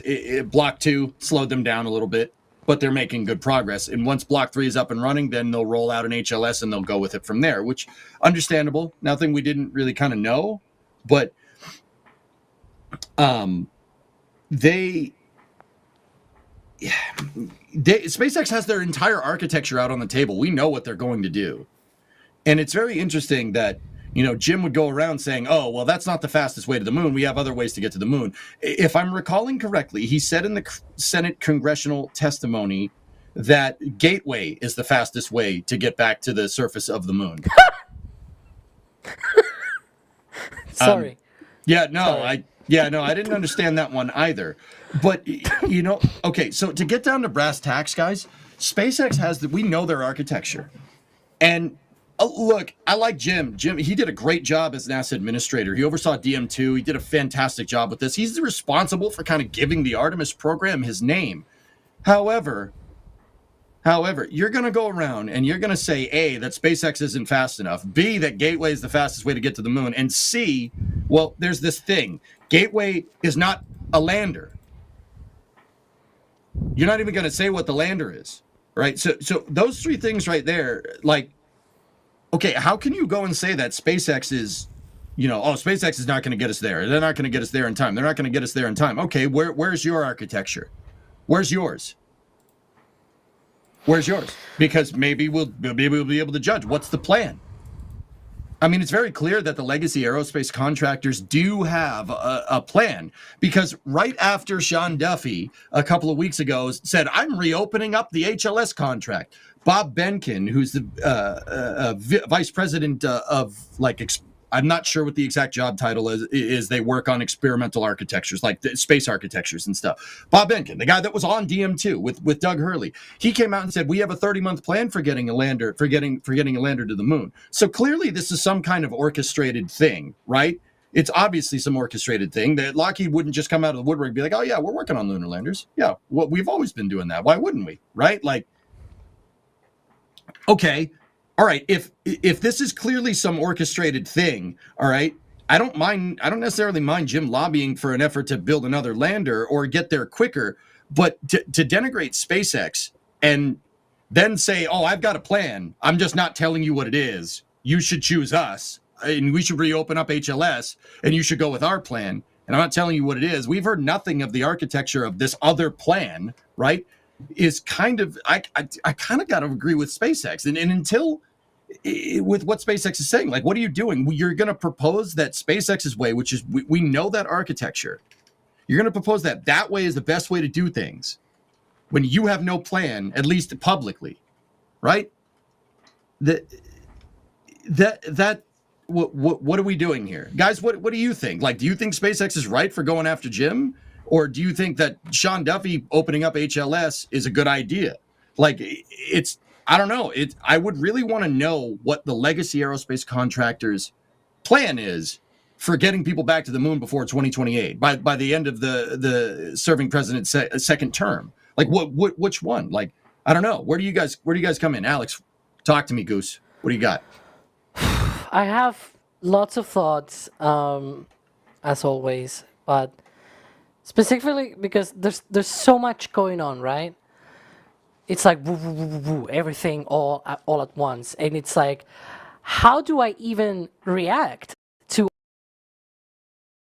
Jim Bridenstine? In this case, it was also another NASA administrator, Charlie Bolden, and then you've got also Doug Lovero wrote an article with other former NASA big heads as well, in September, I think it was. Is that the during Doug the day. Lavero that got Yeah. that got fired from NASA for So sharing, that's- contract solicitations out of time? I think The he same said- one, and Oh he yeah, it's the same co-wrote. guy. All right, cool. He co-wrote an article precisely sort of talking about how the old model was better and everything. And that was, I think, in the September timeframe. I really will need to look it up, but I think it was around that time.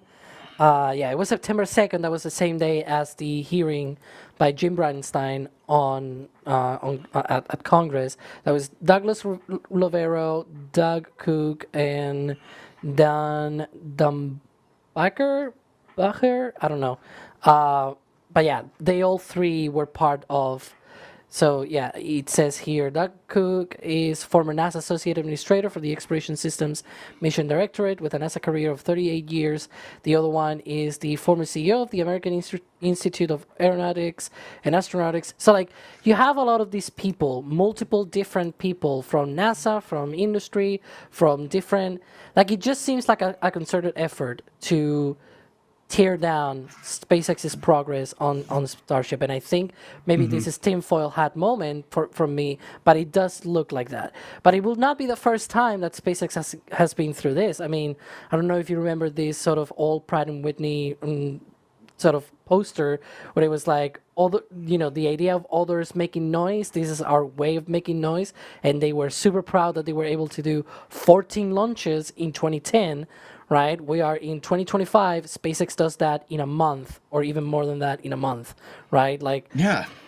it's one of those things that this sort of concerted effort against this, just because, and then there's also the arguments. Like again, this is one part of the whole branch of my sort of thoughts about this, right? The first branch is it does seem like it is a concerted effort. I don't know what it is, but it does seem like that. There's a lot of power there trying to take down Starship and have somebody else do this. Then there's the other part as well, which are the arguments by these people where it's like, it's a lot of launches. Why do we need so many launches? Like, it seems like they want to revive again this sort of Apolloistic, oh, come on, sort of view of going to deep space. And it's like, dude, get on with the times. We are not back in the 60s, right? Like, this thing can land 100 tons on the moon, and the only way that you can do that is by having those multiple, like that dozen of launches. If you tried that with Saturn V, it will probably take as many launches or even more to also land 100 tons on the lunar surface and also carry people. It's like, dude, and that's the two main sort of things. I have so many other opinions about all of this. Like, why are you caring now about China when attempts to going back to the moon date back to the 1980s, right? Like just less than 10 years after Apollo ended. And then you've got also multiple other options as well there to blame. Who do you put the blame on? The Reagan administration, the first Bush administration, the Clintons, the second Bush, right? Like, and then Obama. Like, you have so many different presidents that have come and gone, and they have promised to go back to the moon and everything. And the whole reason there was no actual commitment, it was because there was not a pressure like they have now with China, right? Now it's like, oh, we want to go back to the moon before China, and it's always China, China, China. And so I don't know. It just and so Sorry. that's another one of these branches of different opinions that I have about all of this. And then there's a part about I like the part of trying to make as many efforts as possible to get there fast and all that, but I also think it shouldn't be with a less optimal, to put it in a very nice and for all public description, if you will. A very suboptimal way of getting back to the moon, right? A sustainable architecture and all that, I think it's a lot better than having to rush it now in 30 months. And then, as you said, who is even available to do any of that in 30 months? Well, that's what I'm Probably no saying. one. Like, Alex, I kind of agree with that, but do you think we could make like a copy of the LEM? We can make a copy of the LEM in 30 months. I really don't think that's that big of a deal. Like, we talked on the last Flame Trench about, an Orion-derived descent module and an ESM-derived descent module. Shuttle-derived problem. Did it really say that on this? Yeah, it did. Okay. Yes. Anyway, If we're using non-sustainable ways of getting to the moon, so like a two-stage hypergolic thing, this is a doable thing. And sometimes, and I know, despite what I just said, sometimes going with what you know is probably a good place to start. We went to the moon with a two-stage hypergolic lander last time. Maybe doing it again is not the worst idea. But Alex, like, that's the thing. It's an abstraction. We have no idea what they're planning. Yeah. They're like, oh yeah, no, choose our plan. What's your plan? Oh, don't worry about it. It's a 30-month plan. Yeah. And, So and, it's fine. and once again, don't worry about it. oh, sorry, D, go ahead, because I've already talked too much, and you have opinions as well. There was like I'll let Alex take back over here quickly. The closest thing to a plan was like the suggestion of something along the lines of the Defense Production Act and going all in on building a lander as quickly as possible, but that's not a plan. Like, that's an idea.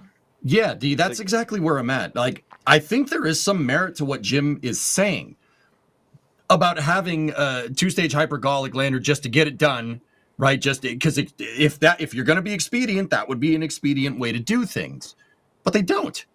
Where's your concept? Where's your con-ops? Or concept of operation? Give us something. Something. I like Jim. I want to believe him. But like, you're blowing hot air if you don't have at least an architecture. Where's the renders? Everybody in the aerospace industry likes doing cool renders of the stuff that they do. Where's your renders? We haven't heard anything. Right? Yeah. And I really like the idea of getting different and multiple companies involved in the lander proposals. Like, I think that is a genuinely good thing, and it will force more companies to develop their own methodologies that can then be used for commercial exploration and whatnot, and it will encourage these companies to be faster and cheaper. And I think that's a good thing to see here. But not, let's scrap everything and go entirely back to the drawing board, which is kind of what this seems like. I will say, go ahead. I wonder if part of this is, yes, of course they're going to actually open it up and get the proposals and stuff. But I wonder how much of this is kind of just a kick in the pants to Blue and SpaceX to get their stuff done and ready faster. Because I'm sure part of it is, yes, opening up the contracts and things, but Blue was like, oh, this is my chance to speed up and get their stuff done faster. And SpaceX, I doubt if this new contract thing had not happened, that we would have seen the renders and gotten the giant update that we did yesterday on the progress of HLS.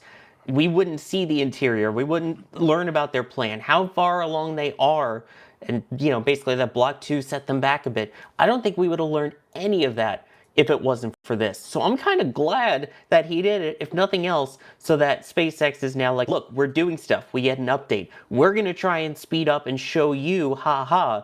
Blue, we're going to try and show you we can do it fast, haha. And then we get more landers, more faster, more better. Yeah, I have more branches to my whole opinion here, because again, it expands. It has really far-reaching ways of putting this, right? For example, Ryan Caden in the back channel said, China set out their space exploration plan in the 1990s. Congress has had literally decades to beat China to the moon. And I do agree with that. Like, these guys in China, they did not do this out of the blue. I remember when the Chinese space station came up, right? And they started putting it together and everything. And a lot of people seemed to be surprised about this. And it was like, this was part of their plan. You know what I mentioned before of like, they have these 5-year plans. They also have longer term plans as well that they announce every few decades and whatnot. And it's this thing of like, they had already their minds and eyes set up on the moon many years ago, and there's only rush now because there's actually hardware from them showing up and landing on the moon and everything. So I don't understand the rush, to be fair. Like, you're procrastinating your way back to the moon. I'm just sorry about that. You're late. Then there's the other part as well of this, of like, why are all of these companies, and the former administrator, Jim Bridenstine, which I do agree with SpaceX, that they are complaining now. Starship won the first phase of the HLS contract in 2020 as part of the 3 companies selected in that phase, along with Blue Origin and Dynetics. if it's that bad of an architecture, why even choose it? Jim Bridenstine was the NASA administrator at the time, and then 5 years later, he went to Congress and said, I would not have selected that architecture. Then don't put it even on the first phase at all. Well, Alex, hold up. It's as easy as that. Jim wasn't. HLS was selected in April 2021. No. 2020. I'm saying the first phase. Yeah. The first phase when the 3 companies were selected, that was May 2020. He was administrator. Okay. All right. I understand that sometimes the question of who was the president in 2020 is a big complaining thing. But he was the administrator in May 2020. Yeah, you're right. He wasn't right, absolutely. when Starship was selected out of those 3. But if you don't like the architecture, just don't have it as one of the 3. It's as easy as that. And it was selected, and they actually got, like, I think, $150 million out of that to be able to proceed to the second part of the contract, which was in 2021 when he was not. I misunderstood. That was my fault. The administrator. But it's like, it cannot get to the second phase if it doesn't go through the first phase. You know what I mean, right? Like, you cannot go 5 years later to Congress and say, well, if I had been administrator, it would not have been selected. Really? Would it have happened? Like, I mean, that's another point as well. There was no budget to really choose the other ones. Yeah, exactly. And so it's like... So guys, just Alex, pause for a second. A little bit of background information here. The original, so when HLS was awarded in April 2021, this is after what Alex was just talking about, SpaceX won the contract, which was $2.9 billion. All right. The national team, which is Blue, Lockheed, Draper, and Northrop Grumman, the national team landers bid was at $6 billion in change, and then Dynetics lander was $4 billion in change. SpaceX got chosen because they were the cheapest option. They also got chosen because NASA couldn't afford the other 2. That's important to understand. And you know why? Because Congress, because this is again going back to Congress, right? Yep. You remember when in Commercial Crew did not get good funding for the first few years because Congress didn't like Commercial Crew. So when HLS was coming around, which was announced around the 2019 era, in the following years, in 2020 and 2021, Congress said, we're not going to be funding this. We're not going to give you the money that you want for this. And they had, Jim Bridenstine had to fight for funding for this. And then when Bill Nelson came around, he also had to fight for this funding because Congress did not want to fund a commercially funded and developed lander. They wanted a government-owned cost-plus contract for a lunar lander. And what happened is that the NASA decision eventually came down to that, to those sort of, these different decisions from Congress to say, we're not funding HLS the way that you are asking us to fund it. And you're going to have less money for it. And when they chose only SpaceX, they went back and they were like, okay, we'll give you money. If you select another lander, of course, Blue Origin, then we'll get you the money. And that's what happened. Bill Nelson went to Congress and were like, well, if you give us the money, we can select another lander. And 2 years later, they got Blue Origin. So, like, that's the whole story. It's not down even to, like, the reason they lacked the money was precisely because Congress did not want to fund HLS. They didn't want a commercially developed lander. So it comes back to that. It's hilarious. I'm sorry, but it is. Like, dude, I'll play devil's advocate here. I think there is some merit to an in-house lander design. We talked about this on last week's Flame Trench. If you guys want to go if you guys want to check it out, there is some merit to having NASA design your architecture, and then having commercial contractors build it for you, like the ways of Apollo, with a cost plus contract. Apollo was a gigantic cost plus program, but what's the difference here? The difference is deadlines. We choose to go to the moon in this decade and do the other things, right? Now, in this particular case, we do have a deadline. So that this is the right time to do a cost plus in-house contract. However, I really don't think they should do that to the detriment of SpaceX. I've noticed this, Alex, throughout the last, I've been covering spaceflight for 15 years and change. SpaceX always gets criticism. Yet they're the ones that actually produce results, which is very interesting to me. Yeah, last week. Yeah, exactly. Yeah, we're gonna hold SpaceX's feet to the fire because they don't have a lander. We should have a lander by now, and they don't have a lander. We're gonna hold their feet to the fire. They are behind. They need to. Okay, they're behind. Yeah. Implying that we have another option. What's the other option? What are you talking about? And they did the Well, same. Gateway, of course. Yeah, Gateway. That's going to get you really close to the surface. Right? No, Just fire those ion thrusters. Yeah, that'll the get you orbit. right down to the surface. It'll get you there real fast because you won't be able to stop in time, right? And you crashed into the surface. They got a word for that. It's not landing. All right. So they did this. They did this too with DM2. Jim did the same thing. He said, Yeah. "Oh, SpaceX is working on reusable rockets. They're working on trying to land these rockets, or they're working on Starship tests, and they should be getting crew to the ISS, right?" Like, does SpaceX need to be reined in like that? Why don't they do that with Boeing? Where's that with Starliner? Starliner was supposed to move people to the ISS in 2020. That's when CFT was scheduled. Boeing's on the hook for 6 flights, six contracted flights to the ISS. Where's the criticism there? Where's the urgency? All of a sudden, you just have a bone to pick with SpaceX, the only one who's delivering your national space program any results. Like, what the heck's up with that, dude? If you want to propose a better architecture, that's all fine and dandy, but you shouldn't denigrate another contractor just because you think your architecture's better. If your architecture was truly better, you would put it out there in the court of public opinion and be like, oh yeah, no, that's a better idea. That's a way better idea. But we don't see any of that now, do we? Look, I'm not trying to run cover for SpaceX. SpaceX's work speaks for itself.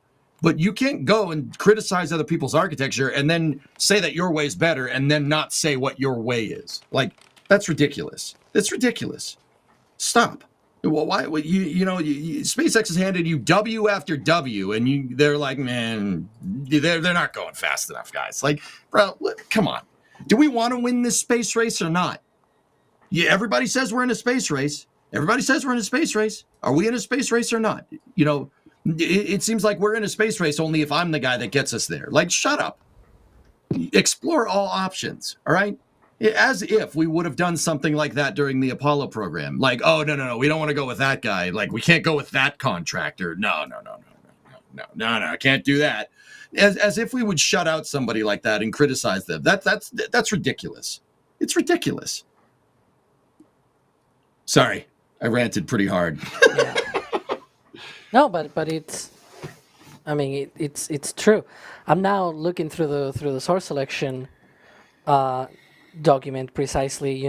When it talks about the funding and things like that, and how it was forced to just select one because of the funding available. And so I'm trying to now actually look up the actual phrase. Yeah, and don't worry, folks. We will actually go through what's in this SpaceX update, because I definitely want to make sure we hit all the cool things that were mentioned in it, the designs that we see for the in-orbit refueling, things like that. There's really cool stuff in there. Yeah, I'll give you guys here. more of a breakdown. We'll do more of a breakdown. It's just that this news just happened. This was a tweet from that whole thing about going after Jim and lobbyists and stuff was just a couple hours ago.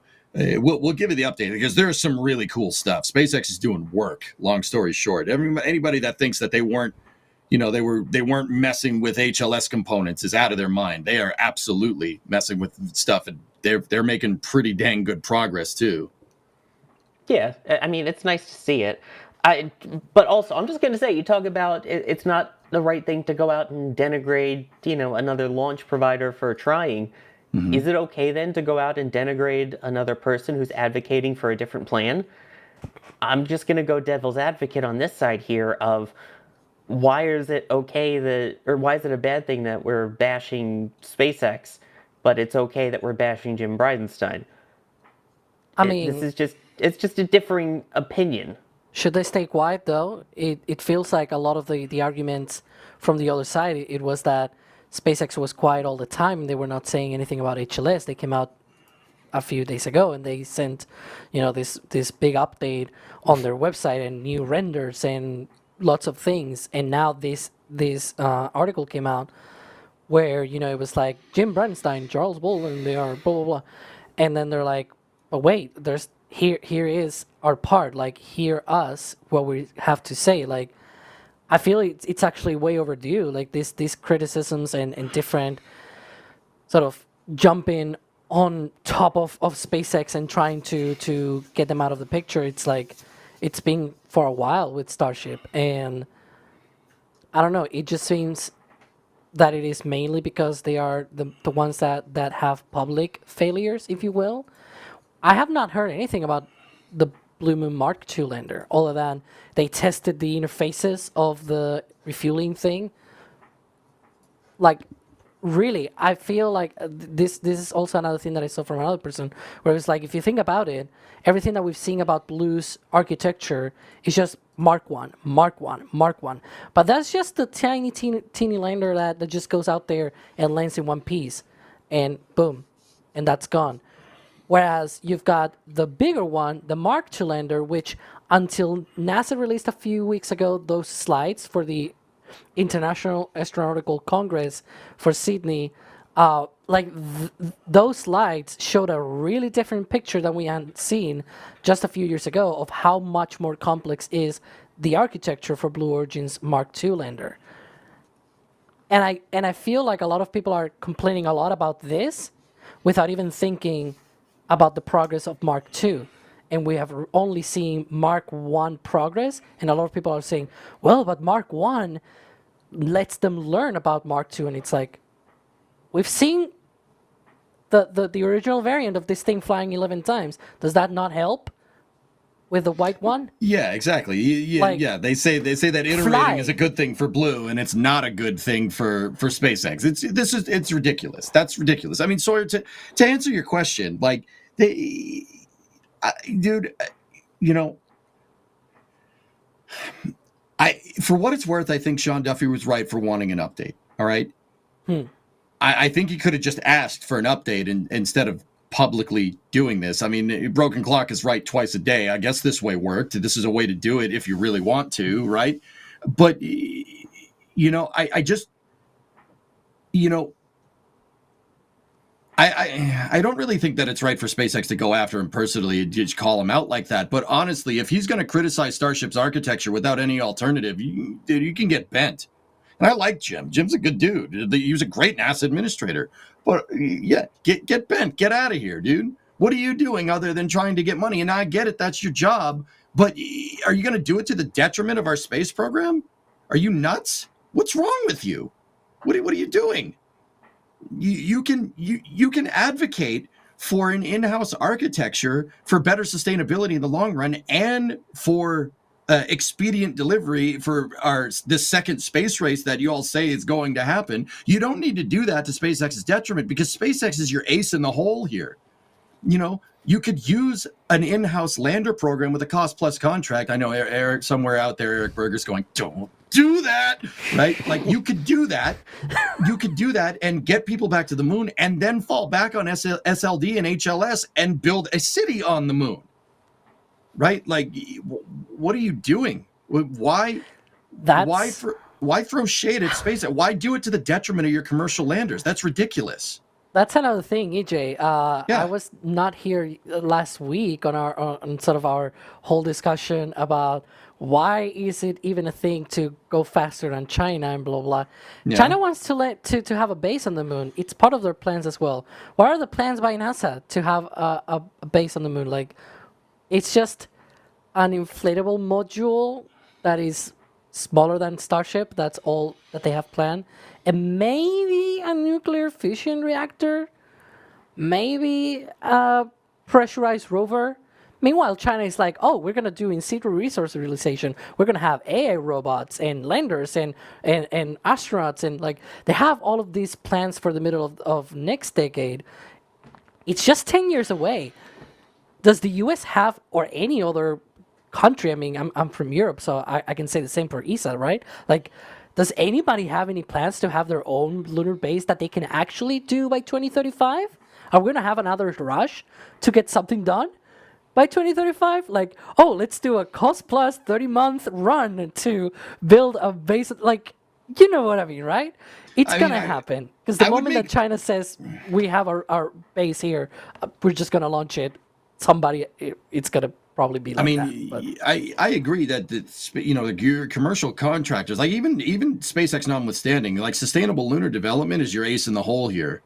right? And it's very telling that they're not going after that. In fact, they specifically say they're like, oh, blue could speed up. No, they couldn't. No, nah, they could not speed up.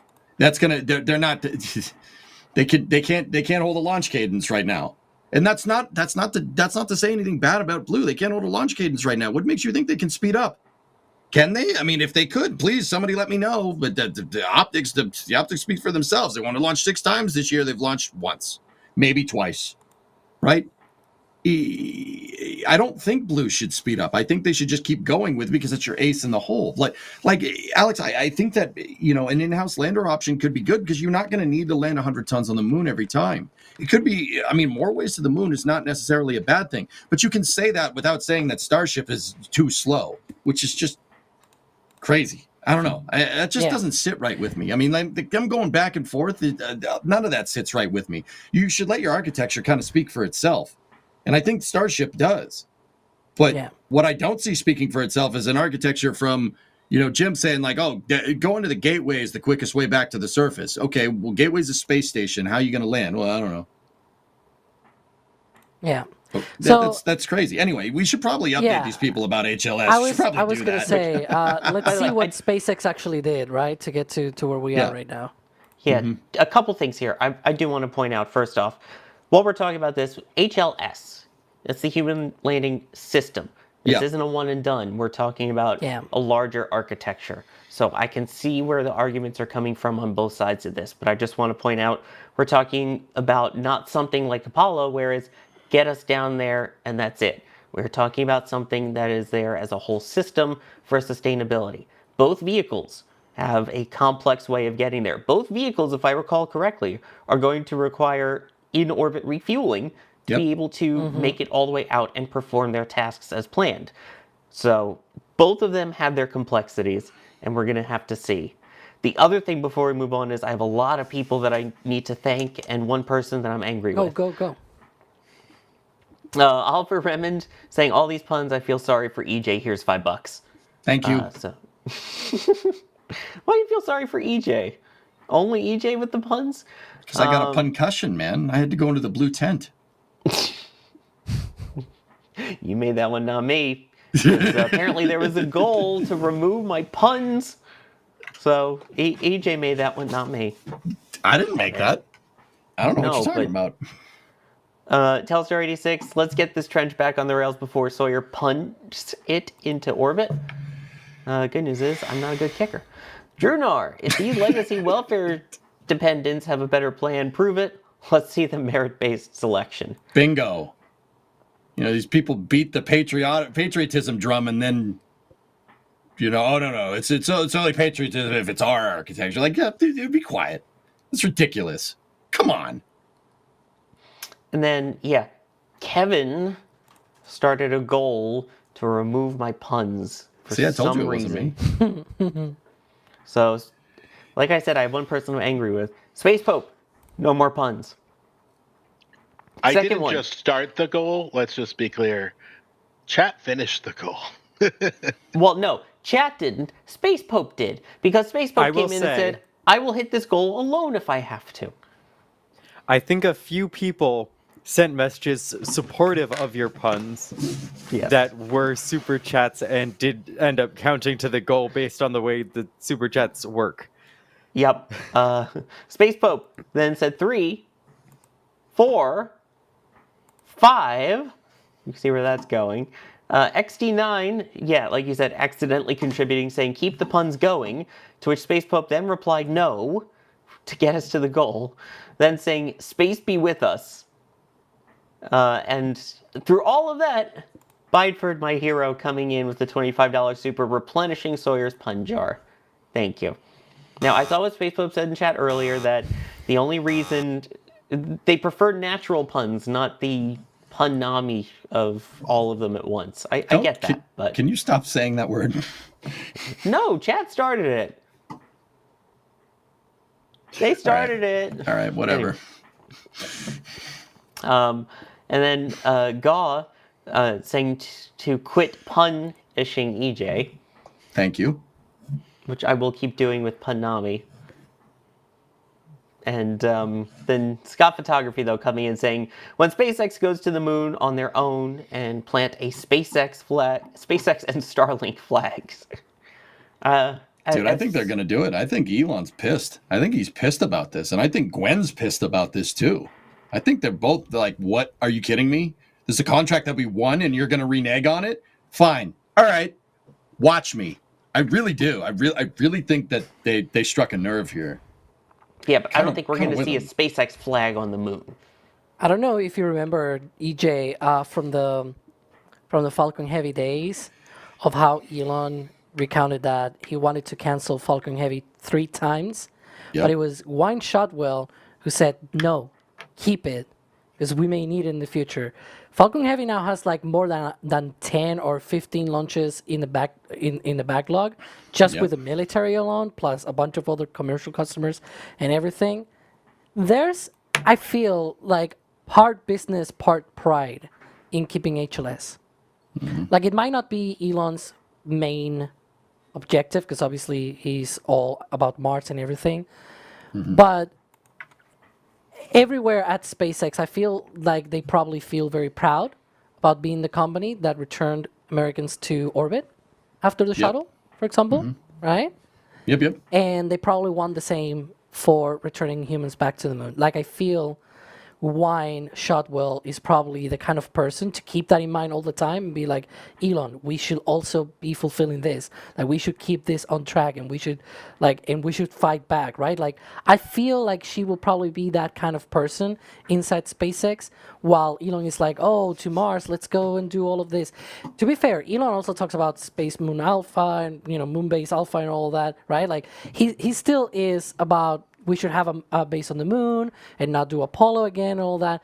But his heart is obviously more on Mars. And meanwhile, One Shotwell is like, yeah, let's go to another solar system, right? Every time that she's interviewed. So I feel like in part it's also about that as well. And again, as I said, it was probably very well deserved that we got this update, among many other things. Yeah. Well, we definitely pontificated a lot on this one, so... See, can't take it away. Also, can I just point out the irony of Jack Beyer in chat saying Panami is so cursed? I'm sorry. The man who came up with Glenny and all of these other things ending in Y, Conky and all that, is saying that a word I came up with is cursed? Stop saying it. You said it again. Stop saying that. I'm just calling pot kettle here. Pot calling kettle black. Jack, Panami is cursed. All of the words you came up with are not? Stop it. Nuglin, Glenny, there are Conky was lots what of good started it. nicknames. Stop Conky. saying that word. All right, EJ's gone. I guess this is a 3-person show now. Well, anyway, I think that is our cue to move on to actually going into detail of what we got out of this. So yes, of course, there was, Details? Oh yeah, okay, all right. Yes, so through all of this, we actually did, through a result of everything that's happened the last couple weeks, finally learn a lot about where SpaceX currently is with HLS. So let's go over what we got from this really in-depth update. Who wants to take it? You want me to do it? Sure, go for it. All right, so...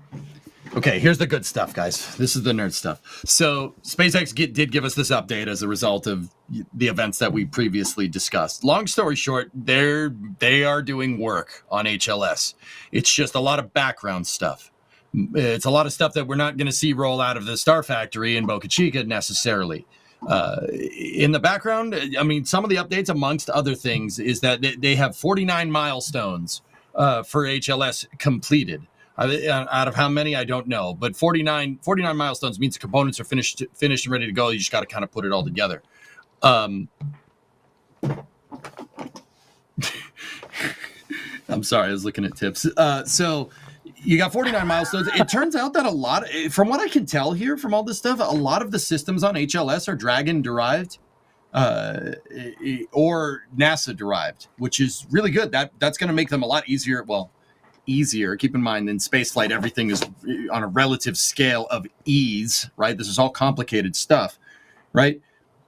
Shuttle-derived problem? I don't know. Maybe they've also shuttle-derived problem. That's a good time to mention that. One of the milestones is that Starship will be using Dragon Eye. That is the same piece of equipment that Dragon uses to dock to the ISS. And Starship will be using that to dock two starships together. Starship is also using a relative navigation system. Relative navigation meaning they have a camera pointing down at the ground when they're going into land, and the camera is going to look for a nice spot to land, and it's going to land. Very similar to what Neil Armstrong did, on Apollo 11, but that wasn't with a computer. That was with the Mark 1 eyeball and, the meat suit guidance system, that's a pretty good guidance system, I will say, right? So we do have a lot of updates for just how HLS is going to work. We had pictures of the interior pressurized volume, which is just fantastic, except for the mission specialist seats. That's just kind of weird. Also, the seats kind of look like folding chairs, and I'm not sure if that's on purpose. Do they? Because to me, they look to be just like Dragon seats, No, but they are. I'm talking about the mounts, dude. The mounts look like a folding chair. But they seem to be just struts, right? Yeah, those are definitely like Dragon 2 KSP, seats. Just put more struts. Yeah, just strut it to the floor. It's fine. On a strut. Right? But SpaceX has worked on Apollo. Apollo didn't even have seats. They said, "Here, have a hammock." All right. And during landing, they were just standing upright. So yeah, Yep. It was not even that. Yep. So clearly a gigantic pressurized volume here. It's actually super cool to see this. They're working on the airlocks. They're working on the elevators. They're working on, they've tested out life support systems. They also said that they've tested their for HLS. We have never seen that. I mean, personally, guys, I think it's the white tent, but what do I know? Me too. It's the white, Alex. The white tent tells I think all. we have footage of that. Maybe if dude, look at Kevin can cue that. But yeah, Starship got HLS legs, leave he him. knows how to use them. We leave him to that. But yeah, I heard that, Sawyer. At least to me, one of the interesting things here, it was the way of like emphasizing that just because we've seen all of the flights and everything, and they are not technically HLS sit, like it's not HLS, it's just general Starship designing and rocket testing and everything. That the way is like a two-way, right? You've got the core of the Starship design, right? Make it work, make it so that it can return and that it can launch payloads into orbit and do relight in space and all that, right? That's the things that we've seen for the last several years, publicly. In the background, they had this list of milestones, including this. We saw like a puff of dust coming from this very weird structure at McGregor. And McGregor tends to be a place where they not only test propulsion systems like engines and thrusters and things like that, but they also test things that are at pressure. They do cryo testing, like this test tank over here, but also things like landing leg deploy for Falcon 9. Those use pressurized helium to deploy the landing leg. Who's not to say they're going to be doing the same for HLS, and that's what we saw here, that sort of test of interacting, the HLS, the HLS landing leg deploying and sort of, being set down on the lunar surface. That could be potentially what we're seeing there.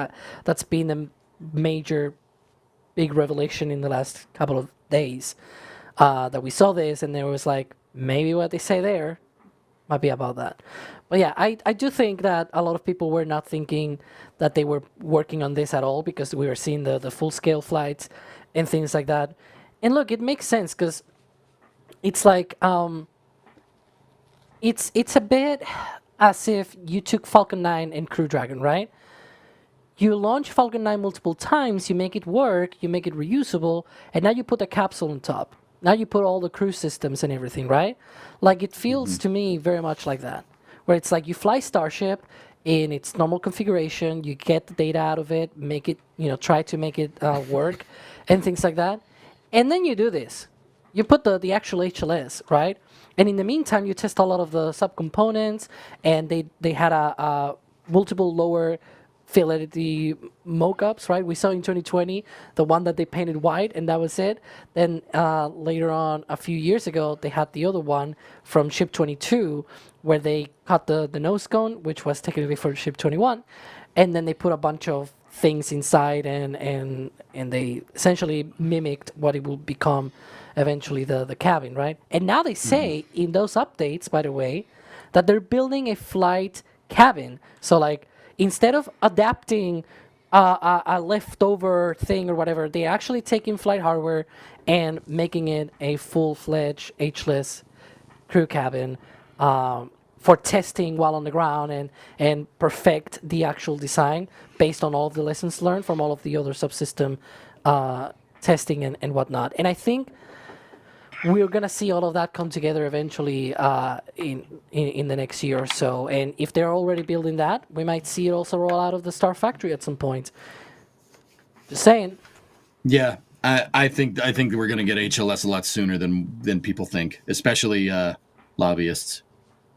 Sorry. Very subtle, EJ. Very subtle. Yeah, I know. And I didn't lay it on too thick, did I?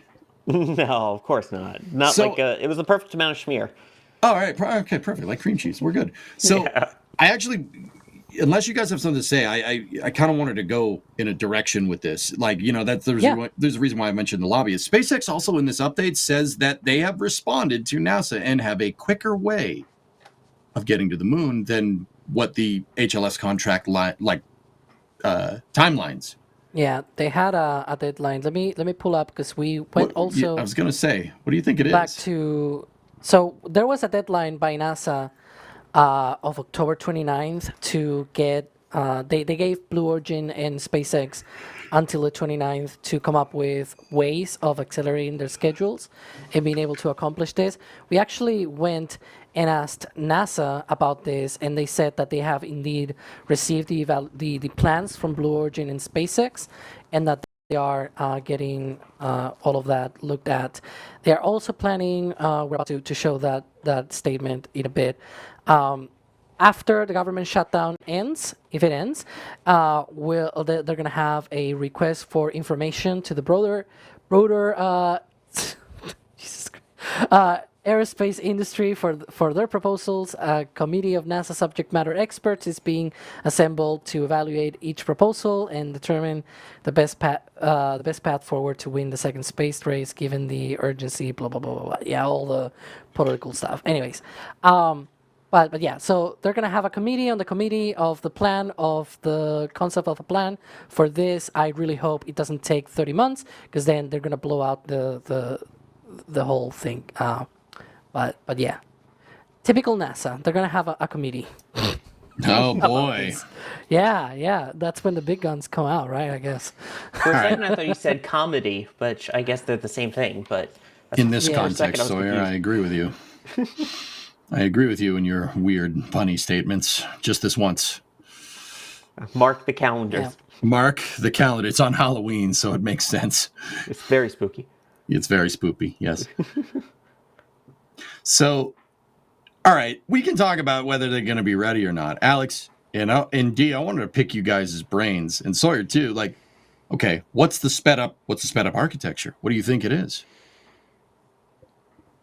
You'll go first. I've already told too much. Yeah, I was going to say that's why Sawyer. Dee, what you haven't talked a little bit. What do you think their revised architecture is to get there quicker?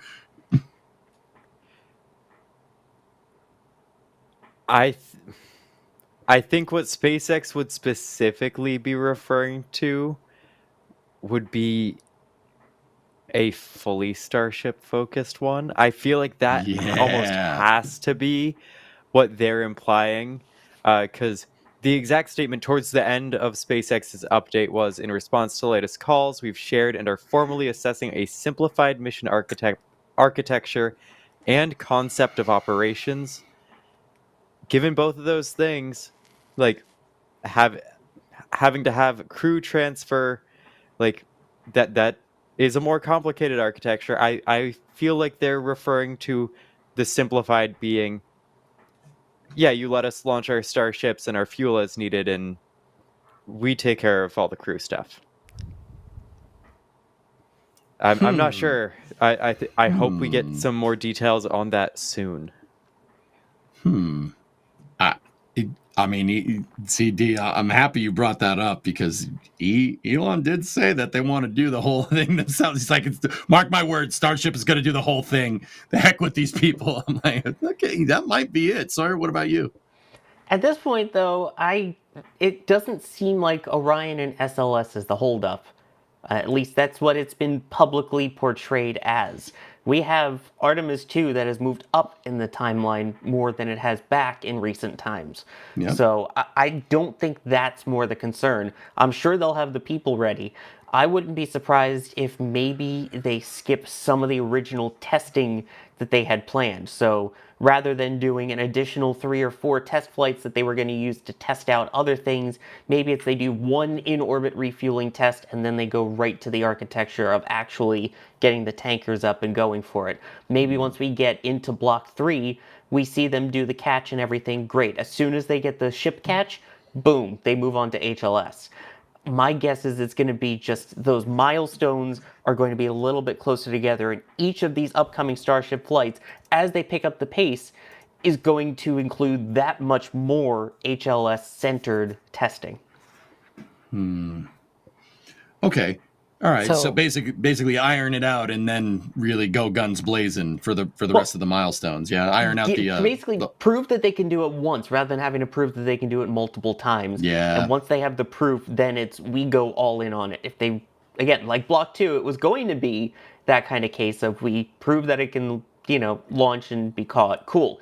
Then let's go for the ship catch and, the single engine relight and the payload deploy all at once. Once they did that, I'm sure the goal was operational Starlink flights for V3 by now. So I wouldn't be surprised if the goal becomes getting that HLS hardware up on some of the earlier Starship test flights than we had expected. Yeah, my argument was gonna go along the same lines where it's like, look at what are the hurdles to get Starship HLS, right? Make that core Starship work. Okay, they've gotten almost there. They just need to, the last few seconds of getting actually into orbit, right? It's pretty much what you all need. Now they need to test in orbit refueling, long duration stays, and things like that. And that's the holdup. And the reason why that's the holdup is because cadence, for example, where you have to launch 15, 20 times or something like that. I feel like that's the least of my concerns at the very least. I think that is a way overblown concern by a lot of people. Because hopefully in the next few years, we're going to have multiple different launch sites for Starship to launch from. And since it's reusable, you just, reuse the same vehicle over, the same set of vehicles over and over again.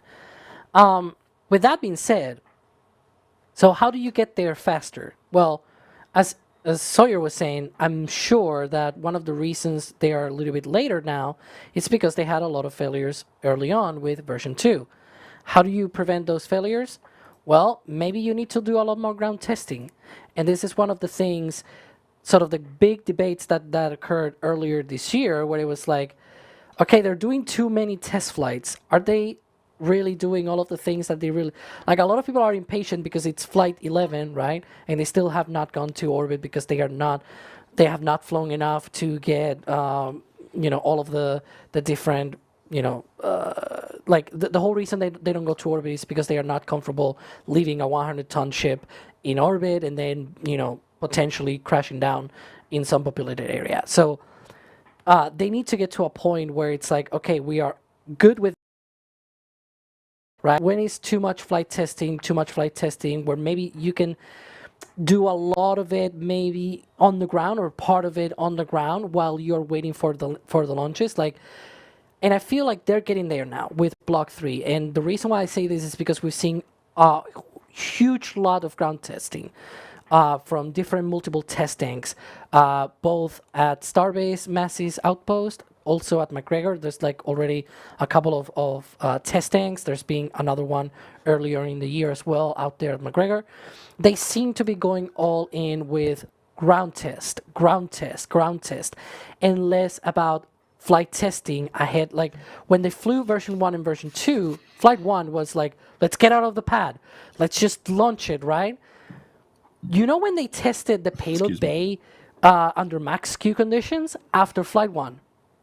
They had already launched the thing, and then they tested the payload bay. They tested the hot staging and everything. Like, they did a lot of these things very close or even after they had already launched. Now they're actually doing the opposite.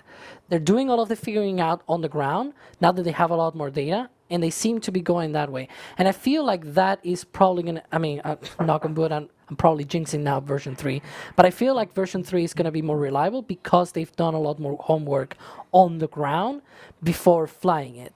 And that could be one of the paths where it's like, we're still doing test flights, we're doing incremental, iterative testing and all of the, the core philosophy of SpaceX, but we also do more ground testing. And that allows us to have a better product at the end that doesn't blow up 8 minutes into flight, like the first 2 or 3 versions of flights of version 2, right? And yeah, the original mount, that was flight 1. and so there's that. There's also, they mentioned the investments, for example, in multiple launch sites, test sites, and everything. We see them going all in on 39A. They're going all in, already building a launch tower for Slick 37 at the Cape. Who's not to say that as soon as that OLM for 39A rolls out, they start building also the launch mount for 37. And as soon as those tower sections for 37 come out, they start building the second one. Like, they are going all in, and I feel like those kinds of investments and getting ahead of the program, if you will, I feel like that is potentially the way that you can accelerate schedules. They also mentioned that they have put together 2 different test flights, 2 different missions that they had originally on their plans, which was a long duration mission, probably longer than one of my answers, which was essentially putting a ship in orbit and let it stay there for a long time and just test the on-orbit endurance. Now they have put that together with the ship transfer demonstration, where they're going to be coming together at the end of that on-orbit demonstration, a long endurance stay for the ship. At the end of that, another ship will come in and dock to it and transfer propellant. So they're going to be doing both missions essentially in 2 test flights, instead of having to do multiple different campaigns, if you will, right? They're going to be knocking 2 birds with 1 stone. And I feel like approaches like that could accelerate timelines. Lots of ground testing to ensure that next flights are going to be they're going to be finding issues, right? But you don't want to have a ship that completely explodes and ruins your test flight program for 8 months. That's the worst. But if you can ensure that you have the most data on the ground before you fly, that's the best approach that you can have to a very, it's getting there now, right? We see these flights, they're getting there. Combining test flights, speeding up and being like, can we do this? Can we take this risk? Because if the first flight fails, we cannot do, all of these things. I feel like that is the approach that SpaceX is taking here, where it's like we're just trying to get there faster by being a bit more careful with our hardware, but also investing in lots of launches in the future with many launch pads, a lot of more hardware, and of course, putting together some of these missions in maybe 1 or 2 instead of spread out over years. That's it. That's my long answer as usual. Okay, that was a great answer, dude. Guys, were you paying attention? I was paying attention. That's a good answer. I think you're right. But okay, I do have a question, man. What makes you think they weren't doing that before Sean Duffy came along and decided to climb a tree? Part of this, it was obviously being done earlier. Sorry. And I feel, yeah, it was being done earlier, but I feel like it was not being talked about, right? And it's good that we're getting to know this. Again, for example, the whole timeline thing, where it's like 2 missions in one single CONOPS, concept of operations and things like that. I think that is a very clever way of getting at it.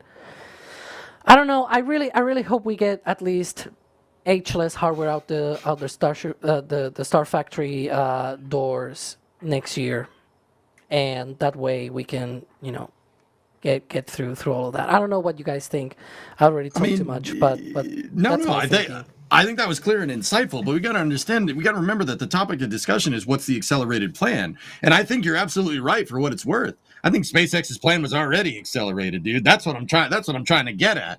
Like, yeah, there's no way they weren't already doing this. Like, they don't need Sean Duffy to be like, oh, okay, like we should do this way. Like, I think SpaceX is basically just, in the context of what you're saying, is just like, oh, yeah, we're already going fast. I don't know what this guy's talking about. We're already going fast. Here, let me show you what we're doing, right? Like,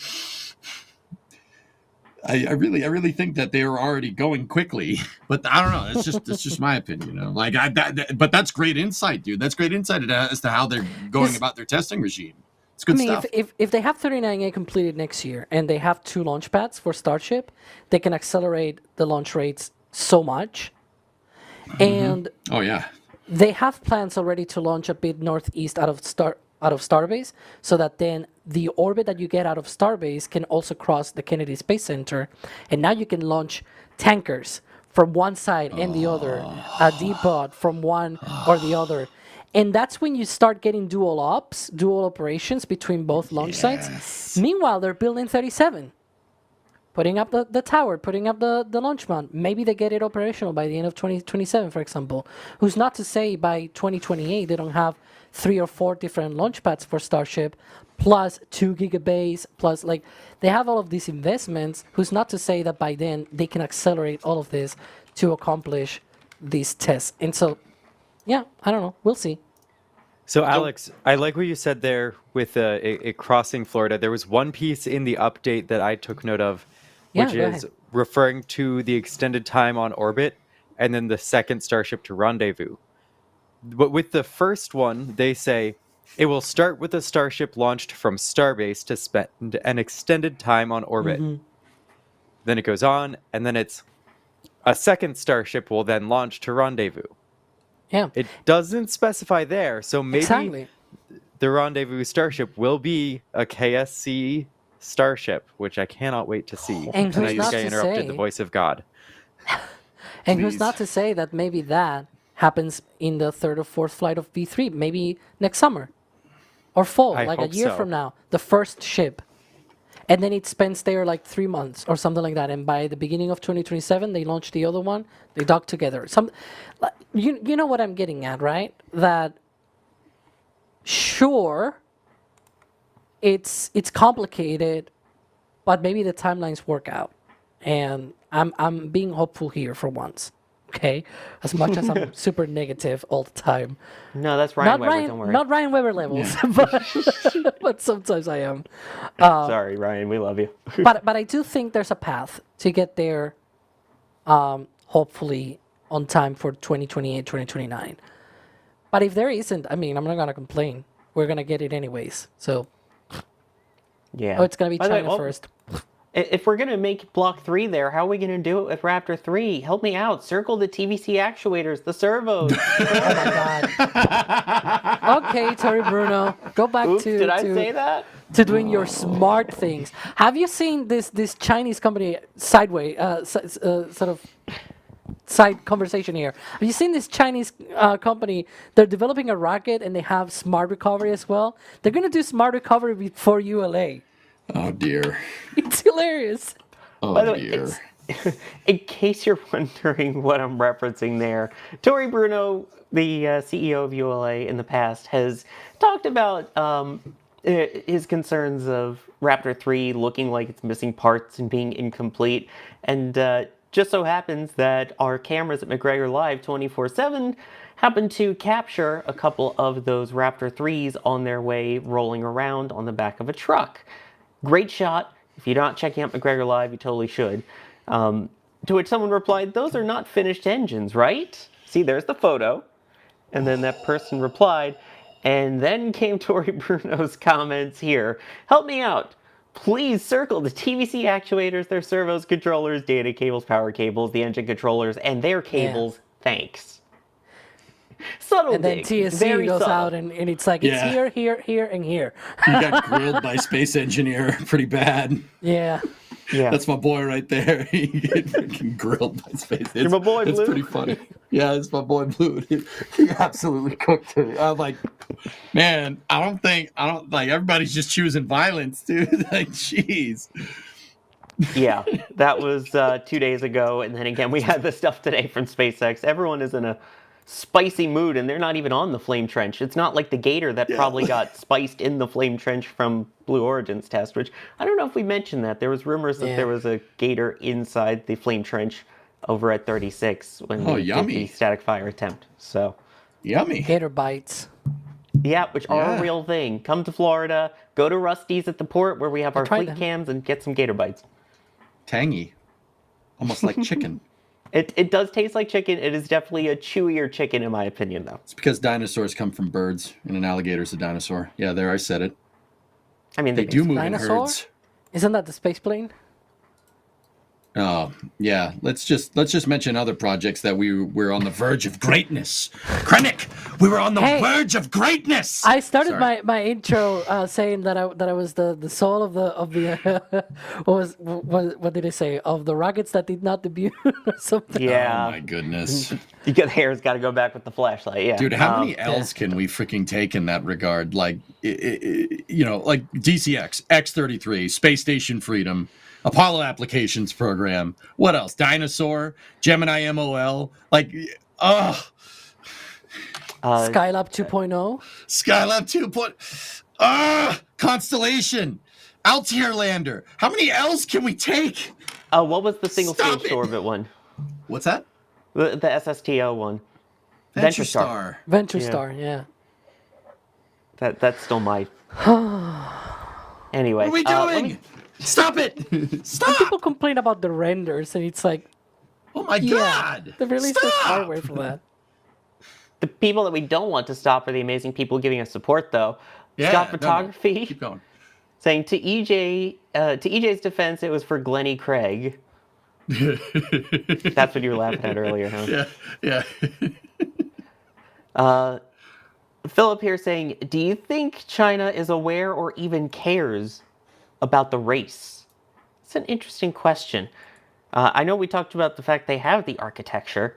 They've had the plan since the 90s. But I don't think personally that they care.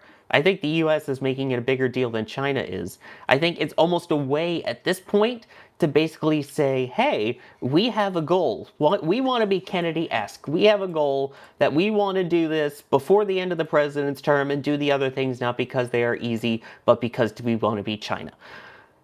I think it's more that than anything.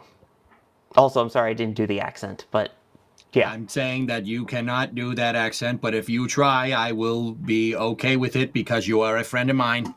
I like myself too much to put that out on the internet.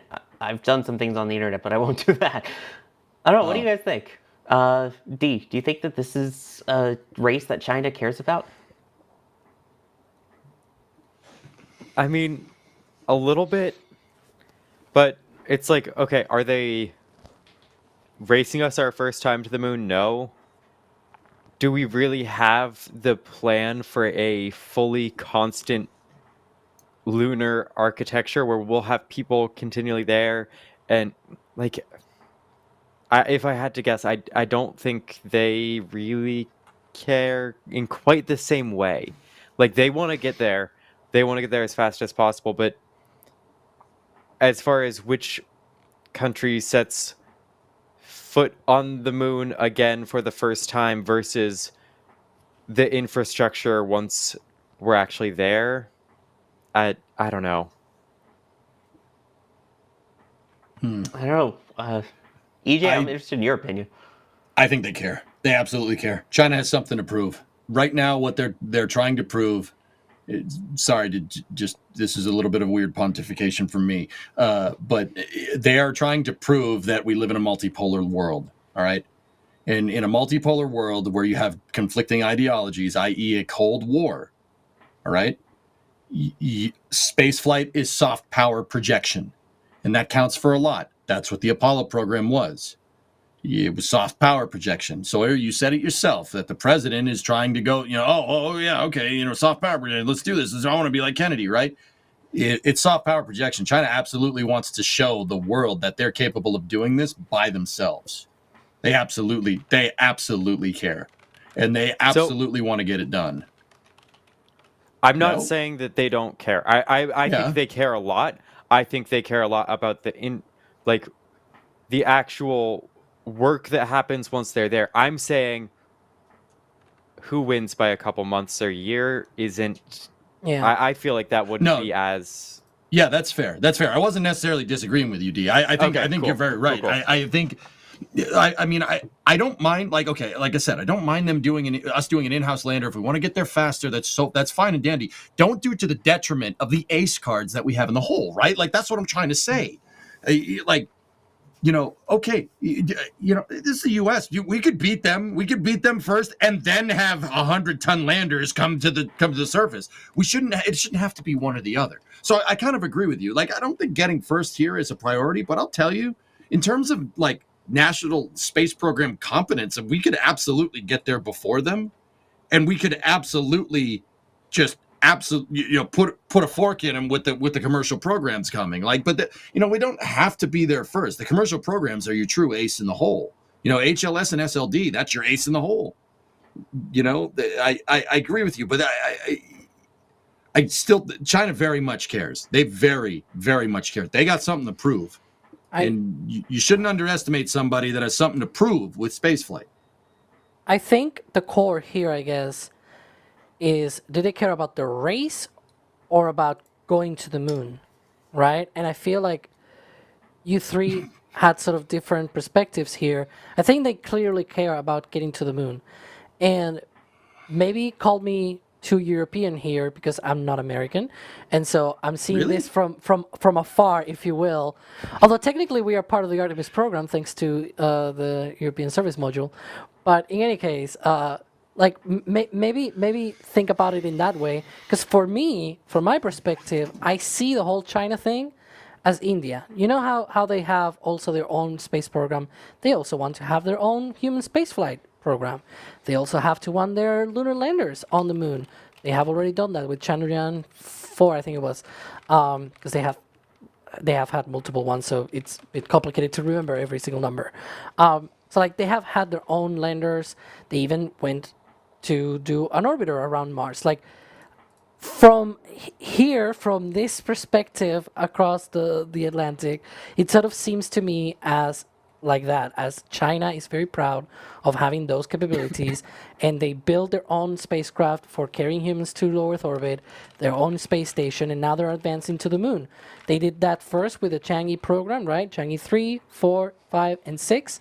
Now they have plans for the 7 in a very short order, and then they're going to get Chang'e 8, the lunar crewed spacecraft as well, with the Lanyue and Mengs. I don't remember the names of the spacecraft, but essentially the crew capsule and the lander and everything.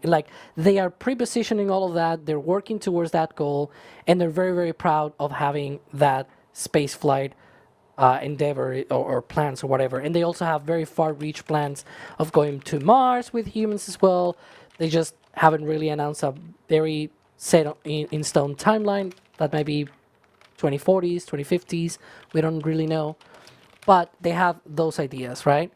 And it feels to me that they care more about doing that than getting that done first. You know what I mean, right? They went with Chang'e 3, and when they landed robotically on the moon, they were nowhere near the first ones to do that. But they were, with their own Chinese communist flag and all that, and their rover and everything, and they were happy to do that. And then they went with Chang'e 4, and now they were the first ones to land on the far side of the moon, and it was like, ooh, right? So I feel like from that perspective, it sort of seems like they're more about doing the thing and be proud that they're doing the thing rather than them doing it first.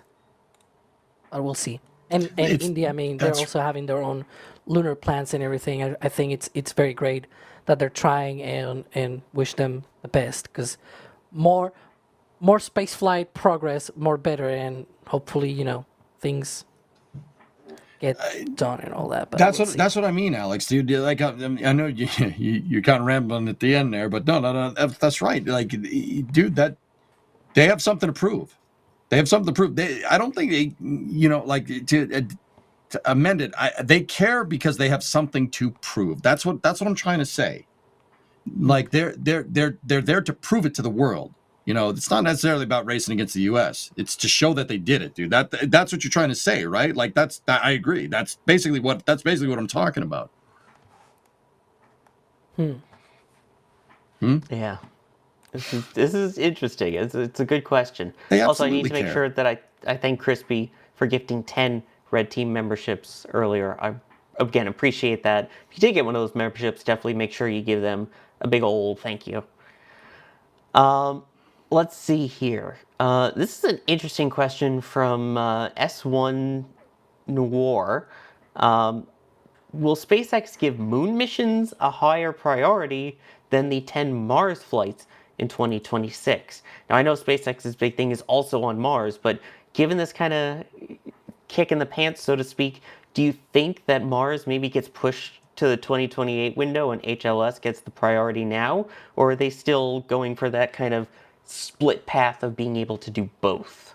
Their update. Sorry, we weren't as forthcoming with the update. Their update said that they have two paths. The long story short, they're doing both. They're going to do both of these things. Starship. Okay, so it's kind of amazing that we actually get to talk about this, right? Starship, as part of its stakeholder expectations, meaning, so we're talking systems engineering here, guys. Stakeholder expectations are the plain English way of saying it is like, what do you want it to do?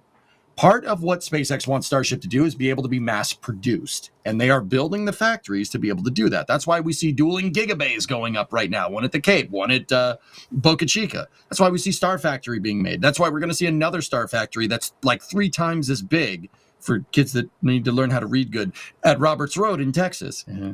So Starship is designed to be mass produced. They can absolutely, SpaceX isn't some, they're still run like a startup company, right? But SpaceX isn't some small player here.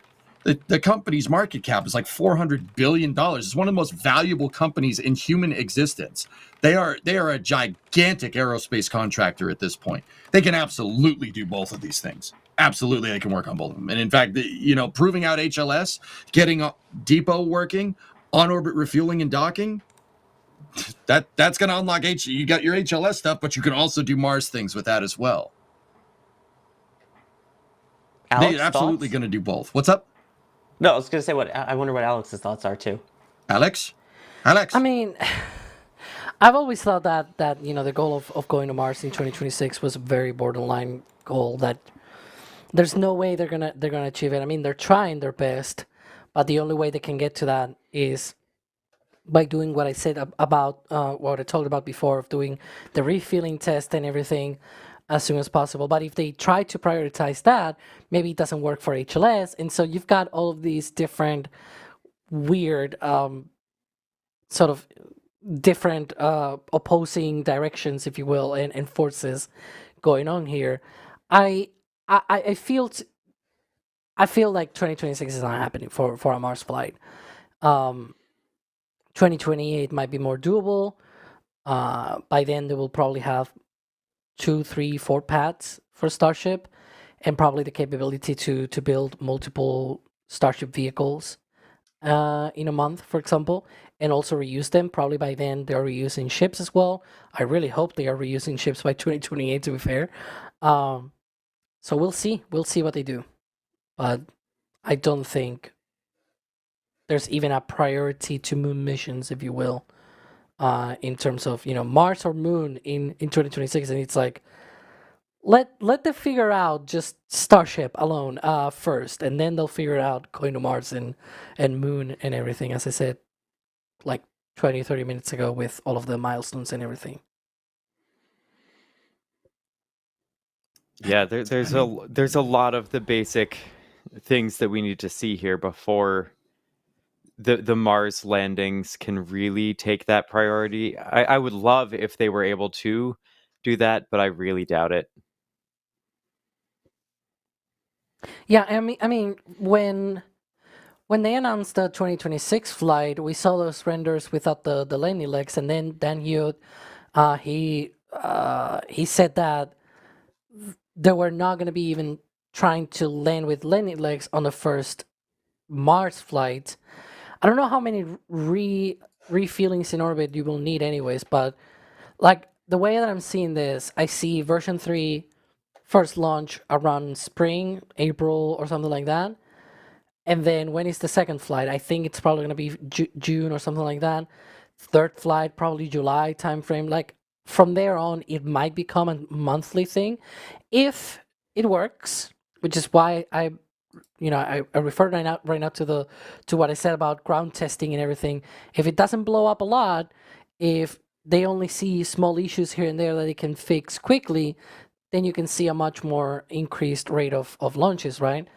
And especially if they bring it back, the ship to Starbase, and then they start reusing it and everything. Around that time, hopefully they're sending the first ships and boosters to 39A for the first flight out of there in the summer. I think it's gonna be in the summer. So like maybe the summer will be when they do these long duration mission, and maybe the second tanker goes up on, like, I guess. Here's a crazy thought. I guess they could knock 3 birds with one stone. They launch the on-orbit Endurance Starship, and it is already the Mars ship with no landing legs, but it's got, I don't know, like deep space communications or whatever, like maybe it has an oversized antenna somewhere or whatever. And then 3 months later, just to put an example of what time, like, I don't know, September 2026 or something, they launch the second tanker, maybe with one tanker, and refueling that, maybe with that, they have enough oomph to get to a path to Mars. I don't know. But crazy thought there. That could be a way for them to get all of these things and milestones done quicker. I don't know, but we'll see.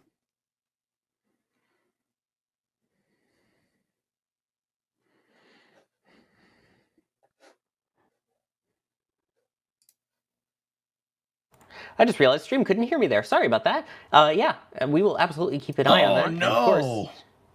Of course, they didn't hear the 60 puns that I just made in a matter of 10 seconds. And if you're a lip reader, no, you didn't lip read what I said. No, not at all. Nice. Anyway, what were you saying?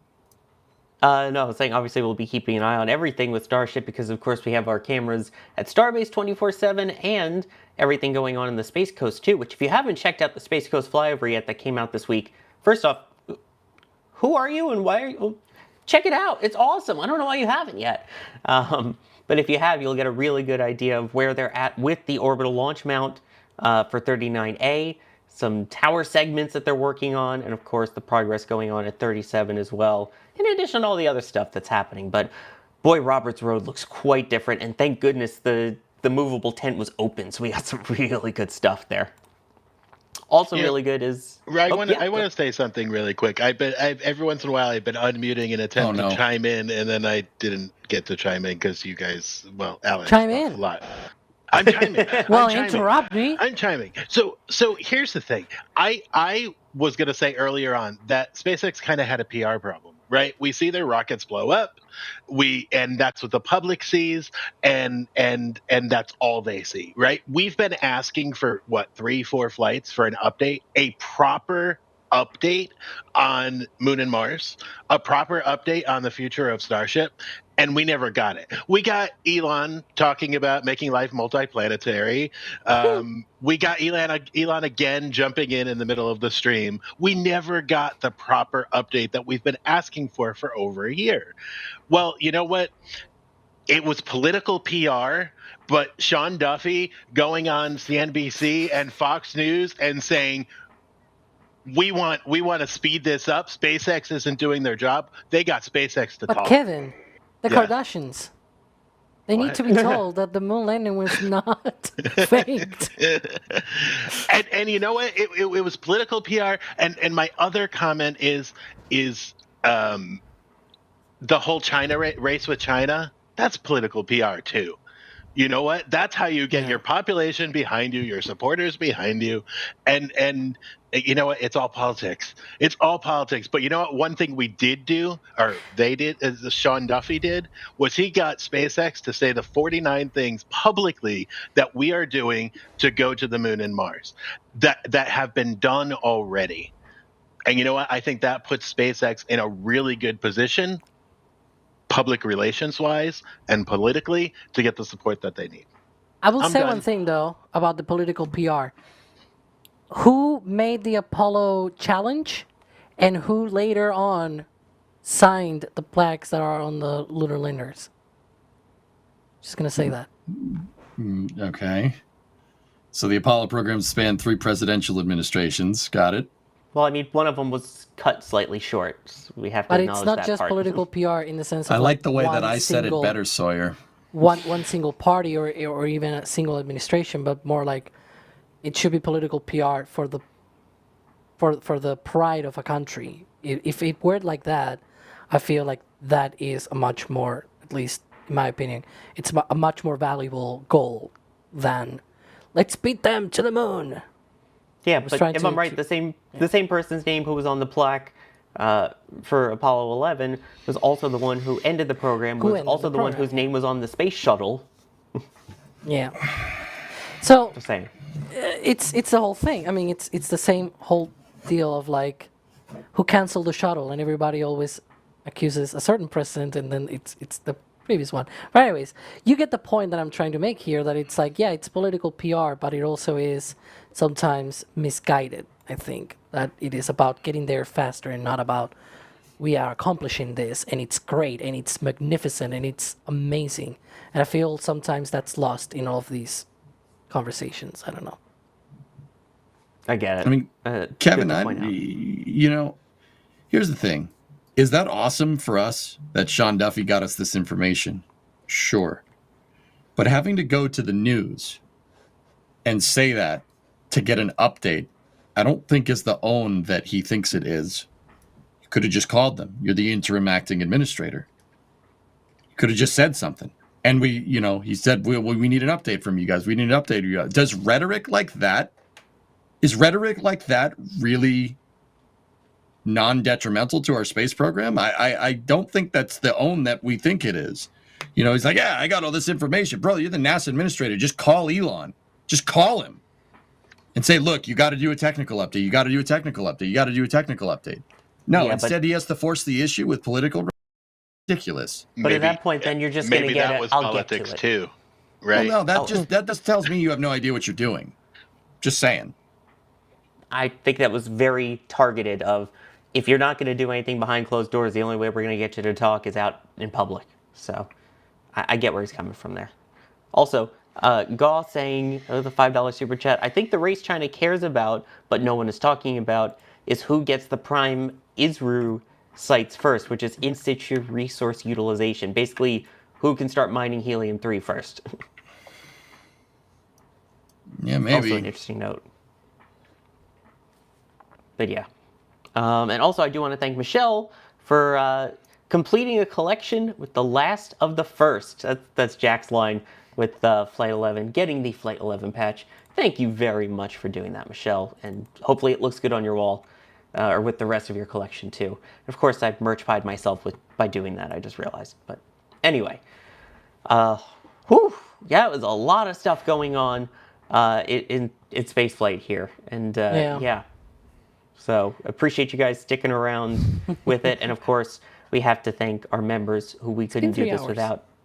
Yeah, in particular, our flight engineers and our launch directors, the highest levels of support that we have here at NSF. We love seeing your beautiful names on the screen. I'm amazed how many more names we continue to see growing on that list. And again, that's the only reason we're able to do what we do. So thank you everyone who supports in any way, even if it's just a like or a subscribe or sharing it with a friend, following us on socials, and getting something for yourself from the shop. All of it is super helpful. And just being a good person and being here. We appreciate that too. I also appreciate my co-hosts that joined me today. Dee, thanks for joining. Of course, it was great to be on here once again. It's been a while. I hope to be back at some point relatively soon. It was good to have you back on. Also good to have back on, and we haven't had in a while. Alex, good to see you back too. Yeah, I'll go back to my well now, if you don't mind, because there's I really need to go to sleep. There we go. Bye. No, but really, it's been a pleasure to be here. I feel like there we go. I feel like it's being a bit overdue to get this update from about Starship HLS and things like that. And we had a really good conversation. I enjoyed it. So thank you. Also, make sure you follow me on Twitch, because I'm on EJ for Zoidberg. EJ, thank you for joining as well, the real EJ. Ow. Why do you always default to the Zoidberg impression? Why is this? Because you're really good at it, dude. Oh, thank you very much. I practice a lot. Anyway, I'm sure my beard will be more... Mr. NSF host, bring me a sandwich from the dumpster and leave the maggots on it. Anyway, sorry. Thank you for having me, guys. I appreciate being here. I know it's a privilege. Try to bring my A game here. So thank you very much. I do stream on Twitch, as Sawyer just said, I guess. Twitch.tv/EJ_SA. If you want to go check me out, there 5 days a week. Sedger, it's EJ. Anyways. EJSR. There you go.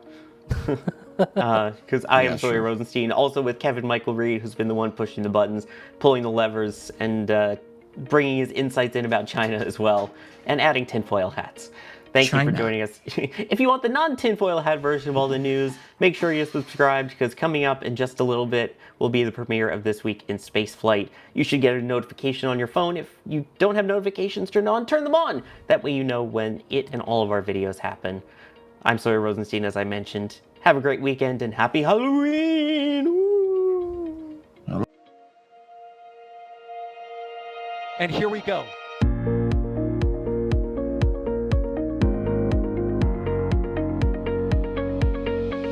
We have liftoff. Propulsion continues to be normal. R68 chamber pressure looks good. Rolling up. Roger, Atlantis. Water towers, fly! Yes! Tango down to nominal. Flight down to FTV off. Bring in FTV off. Off. It's orange! 145! Oh my god! Oh my god! Decollage. What is it? Put that in the big bag, Eagle. 343 unfolds to go. Indeed. We rise together, back to the moon and beyond. The methane will be igniting in the flare, correct? Thanks. You bet. We don't need any more of these.